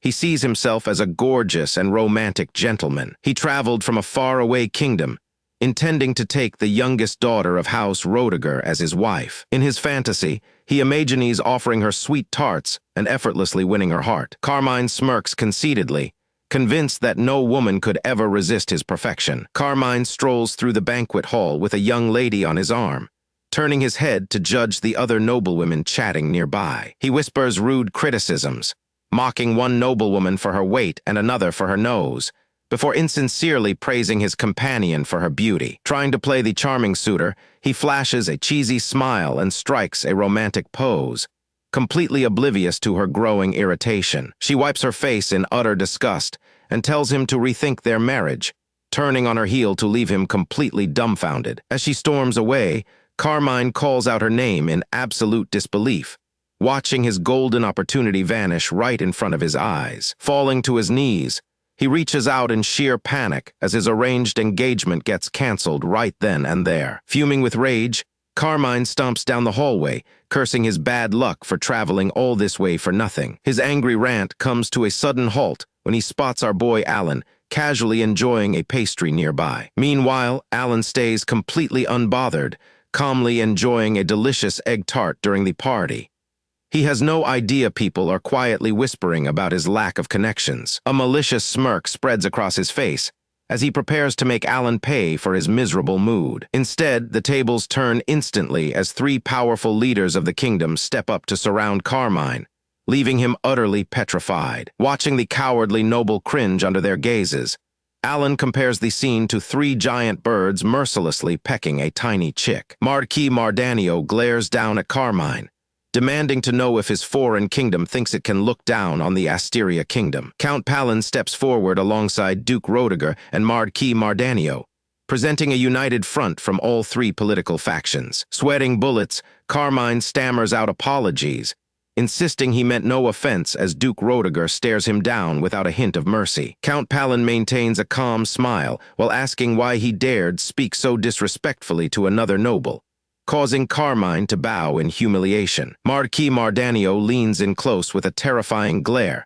pointing out that his condescending attitude is the real problem here. Our guy Alan watches in utter disbelief, wondering how deeply hated Carmine must be for these three powerful lords to defend a stranger like him. The heavy pressure radiating from the three veterans feels so intense that Alan imagines them as harsh military drill sergeants scolding a helpless recruit. In his mental image, Carmine quivers in a push-up position on the floor as the commanders bark orders at him without mercy. The rude noble bursts into tears and bolts out of the room like his life depends on it. Immediately, the three lords rush over to check if Alan is all right. Alan tries to make sense of their sudden overprotectiveness, realizing that rumors about his family entering politics must be driving their actions. He rubs his neck nervously, knowing that if people believe House Palacio is backing certain factions, things will get incredibly chaotic very fast. Duke Roediger gives him a warm smile, offering understanding for his busy schedule while trying to stay on his good side. Marquis Mardanio strokes his mustache and casually offers Alan a high-grade magic artifact that can store mana as a personal gift. Not wanting to be outdone, Count Palin joins in, revealing that he has prepared a special gift for Count Palacio as well. Though Alan planned to clear up the misunderstanding, free magic artifacts and mana potions prove far too tempting to pass up. Later that night, moonlight washes over a grand estate where secret political moves are quietly taking place behind closed doors. Inside the quiet estate, the mustached noble proudly reports to Duchess Altia that Alan has accepted their valuable gift without suspecting a thing. In noble society, presenting rare artifacts to a faction leader is a major power move.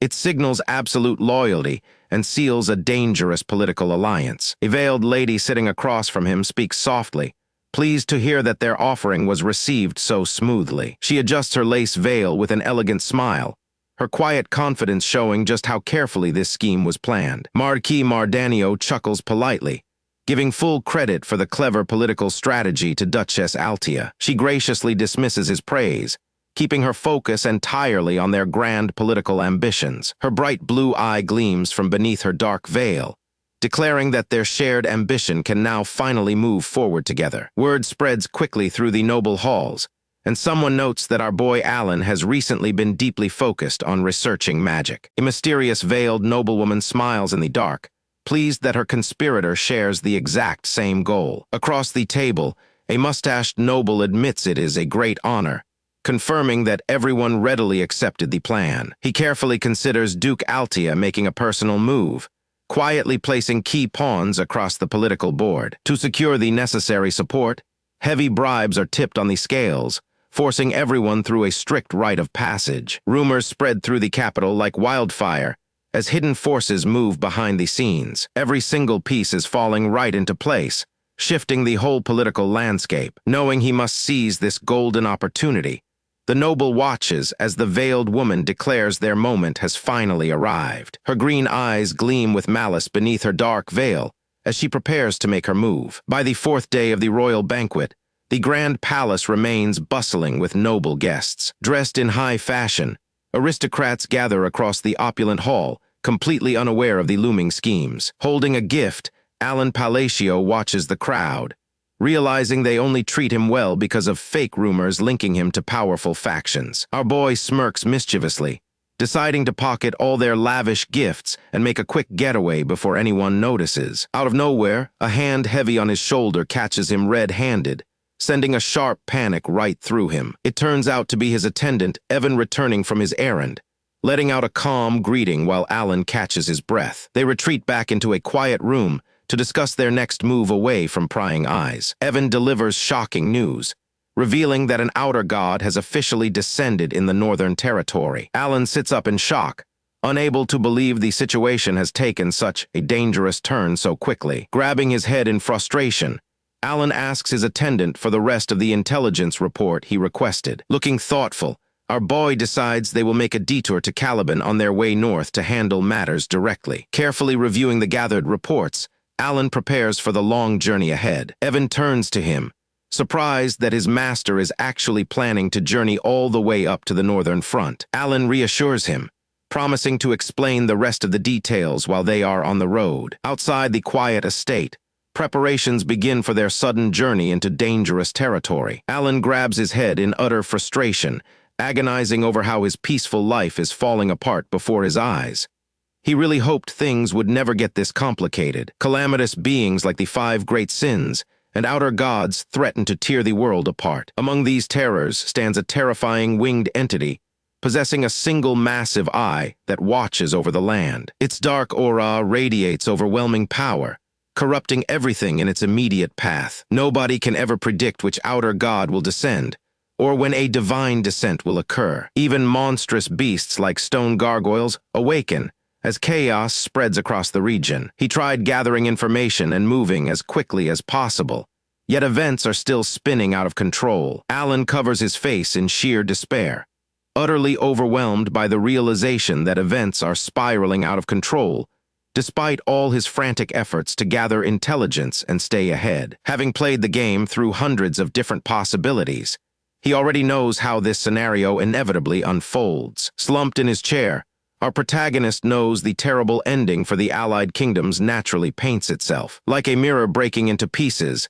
the Allied kingdoms are destined to crumble and collapse in flames. Infighting and foolish wars will drag every faction into ruin, leaving the entire land poisoned by demonic power. Shattered realities twist around him as the realm stands on the brink of total collapse. As the terrifying vision shatters into pieces, Alan snaps back to reality and refuses to give up. He quickly devises a countermeasure to stop the disaster, though carrying it out won't be easy. Fortunately, a newly descended outer god needs several months to stabilize before fully awakening its divine power. While trapped inside its cocoon during this period, the entity cannot exert its true strength, giving Alan a crucial window to strike before it awakens. Alan knows he cannot guarantee success with his plan, but he has to try regardless. Sitting down at his desk, our protagonist carefully drafts a confidential letter using his feather quill. He presses a dark purple wax stamp onto the envelope, securing the confidential letter tight so no one else can uncover his next strategic move. Finishing his preparation, Alan wonders what kind of gift would appeal to the young hero. Holding the sealed letter by the grand window, our guy quietly contemplates his next move. Elsewhere, a soldier rushes across the courtyard under a pink sunset sky to deliver an urgent message. The commander accepts the document, scanning through the sudden report with a focused, serious glare. He stares down at the paper, silently digesting the unexpected orders sent his way. His silver-haired knight confirms the instructions, standing firm and ready before his leader. Without hesitation, the commander orders their upcoming schedule in the north delayed by 2 full weeks. Meanwhile, in a peaceful countryside town, quiet cobblestone streets stretch beneath bright blue skies. Alan arrives in the village, only to be greeted by an overly enthusiastic blue-haired kid. This hyperactive youngster happens to be the main playable hero from the original game story. The energetic kid waves merrily with a bright smile, completely oblivious to his legendary future. Looking at the boy standing before him, Alan admits to himself that a true protagonist always unmistakably looks the part. He double-checks the boy's appearance against his memories, amazed at how perfectly it matches the game illustration. Laughing off the sudden encounter, the young hero chirps that he was simply excited to meet someone new. Our guy studies the boy quietly, knowing that no matter how much this world differs from the game, this naive kid is still destined to eventually grow into an extraordinarily famous and powerful warrior. Alan remarks on his cheerful personality, while secretly thinking how bizarre it feels facing his former player character. Without missing a beat, Alan hands over a heavy, bulging pouch filled to the brim with gold coins. Before the bewildered kid can even process the money, he casually calls Evan forward to bring out more gifts. Evan drops to one knee and presents a sleek chest stocked with high-grade potions and magical elixirs. While the boy stands completely shocked, Evan starts rapidly unloading stack after stack of luxury gift boxes. Alan dramatically declares that every single bit of loot now belongs to him, piling gifts sky-high. Staring in utter bewilderment, the swirly-eyed kid looks at the colossal treasure in disbelief. He nervously asks why on earth total stranger is suddenly showering him with unimaginable riches. Grabbing him by the shoulders, Alan urges the boy to level up fast so he can slay outer gods for him later. Mission accomplished, He turns on his heel and starts walking away without looking back at the shocked young hero. As Alan and Evan casually stroll off, he smugly assumes he just made the ultimate first impression. Alan turns back to introduce himself as Count Palacio, declaring that he is the generous patron to remember. With his dramatic speech done, Alan steps into his luxury carriage while Evan holds the door for him. The young boy waves enthusiastically and shouts back, promising to remember the name of his incredible benefactor forever. Looking through the carriage window,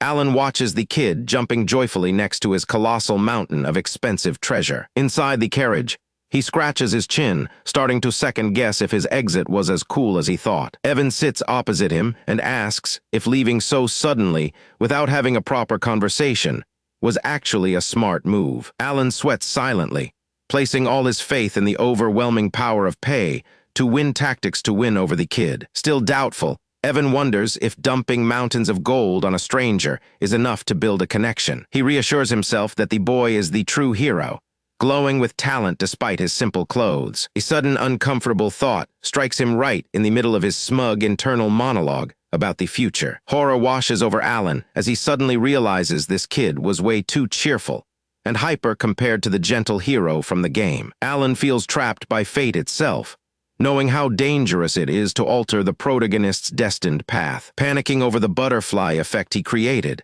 Alan realizes showering the kid with wealth might have broken the original plot entirely. A sudden chill runs down Alan's spine as he frantically questions whether the hero was ever truly kind-hearted to begin with. Alan lays out his plans to his loyal bodyguard wearing an eye patch. The scarred warrior crosses his arms, looking completely puzzled by his master's weird request. Alan sweats bullets as an intimidating shadow looms over his mind. He panics inside, desperately praying the girl from the orphanage will actually agree to meet him. The fancy carriage rolls down a peaceful autumn road surrounded by golden trees.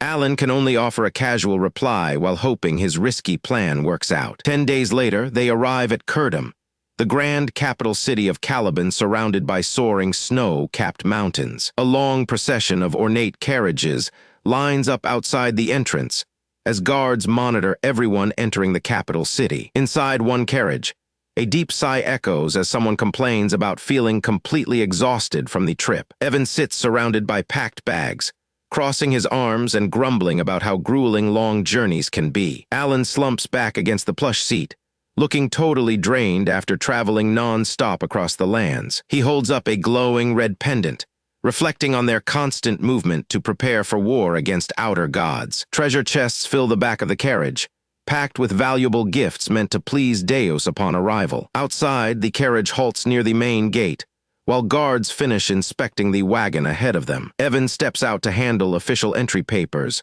while Alan waves him off lazily from inside. Alan stretches out on the bench, relieved that traffic seems to be moving smoothly for once. Evan sticks his head back inside, nervously reporting that a sudden problem has come up outside. A group of heavily armed guards blocks the road, forcing Alan's carriage to pull over to the side. Alan steps out alongside Evan, facing an arrogant knight who demands to know if he is Count Palacio. Our boy looks back with complete indifference, unbothered by the aggressive posture of the soldier standing before him. Smirking arrogantly, the lead knight boasts that he is the direct disciple of Fiola, the fourth sword. He flashes a smug grin, expecting the name of his famous master to instantly terrify Alan's group. Alan deadpans that he has never heard of Fiola, asking why this guy brought an entire squad along. Armed men surround the path as the leader claims a mutual acquaintance sent him to collect a debt. Our boy quickly puts the clues together, suspecting that this petty setup is connected to Carmine. That arrogant smirk tells Alan everything he needs to know.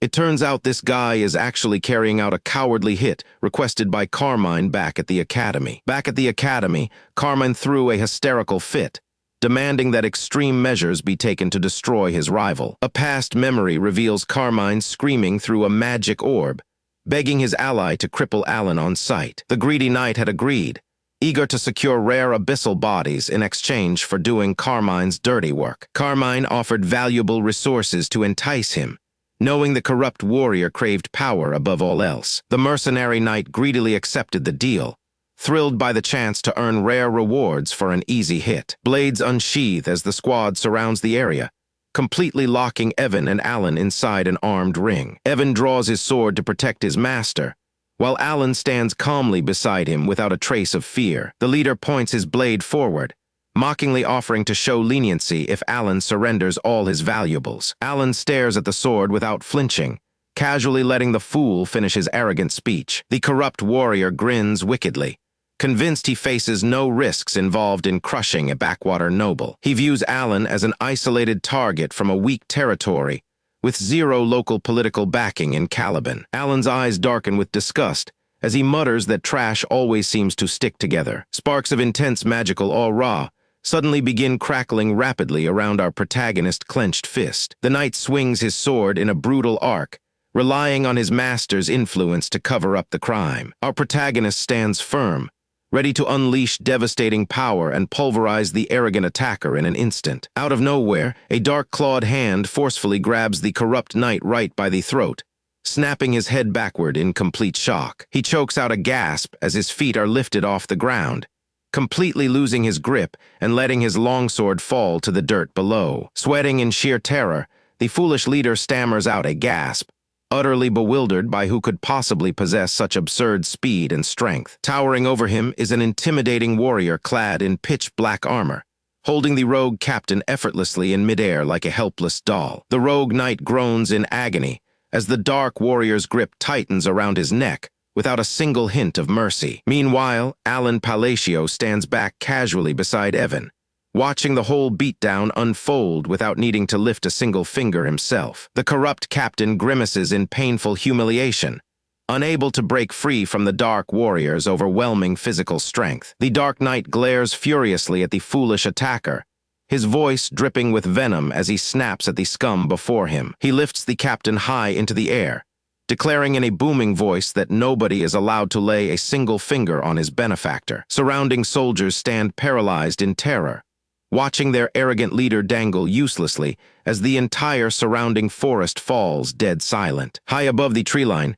the peaceful surroundings stand in stark contrast to the sudden violence erupting on the path below. The terrified leader realizes too late who he was dealing with, questioning if this young noble is truly Count Palacio. Without warning, the dark warrior slams the rogue captain face first into the dirt with devastating force, shattering the ground beneath him. He stomps his boot directly onto the foolish man's head, pinning him to the ground while the miserable attacker shrieks in agony. Reaching down, the Dark Knight forcefully grabs a handful of the rogue's hair and yanks his head back to stare him down. Looking down with icy purple eyes, the dark warrior exudes an aura of sheer death that paralyzes everyone present. The captain desperately sputters out that he cannot be treated like trash, but his pathetic protest is instantly cut short. The dark warrior stomps down hard, his voice terrifyingly calm as he orders the foolish attacker to listen carefully. His deadly aura suffocates the entire area, making it clear that a single wrong word will end the captain's life on the spot. He glares down with lethal intent,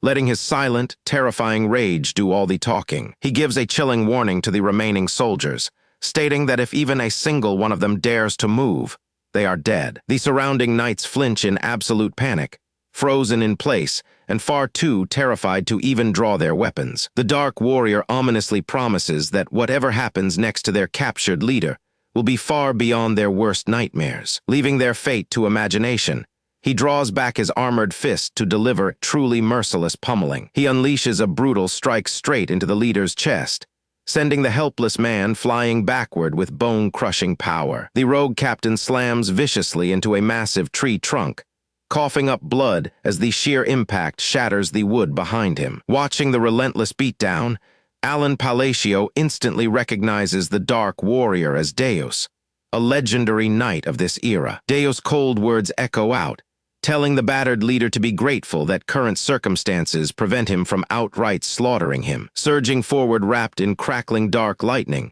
Deus continues his terrifying assault while the battered captain trembles in sheer agony. He lands another heavy blow that craters the ground, completely shattering what little resolve the rogue captain had left. The corrupt leader lies bruised and drooling, his swollen face barely recognizable after taking such an absolute beatdown. Deus pummels him repeatedly with a barrage of lightning-fast hits, making sure the arrogant fool learns his lesson. Our boy steps forward casually, complimenting the Dark Knight on how well he knows how to deliver a beatdown. Turning around with a dramatic flair, Deus gazes at Alan with deep respect, still completely devoted to his benefactor. Alan rubs his neck awkwardly, realizing that despite all these years, Deus still holds immense gratitude for what happened in their past. Alan feels like a proud father watching his kid grow up, getting teary-eyed as sweet memories of raising him flash through his mind. While Alan chuckles fondly to himself, Deus is still actively brutalizing the rogue captain in the background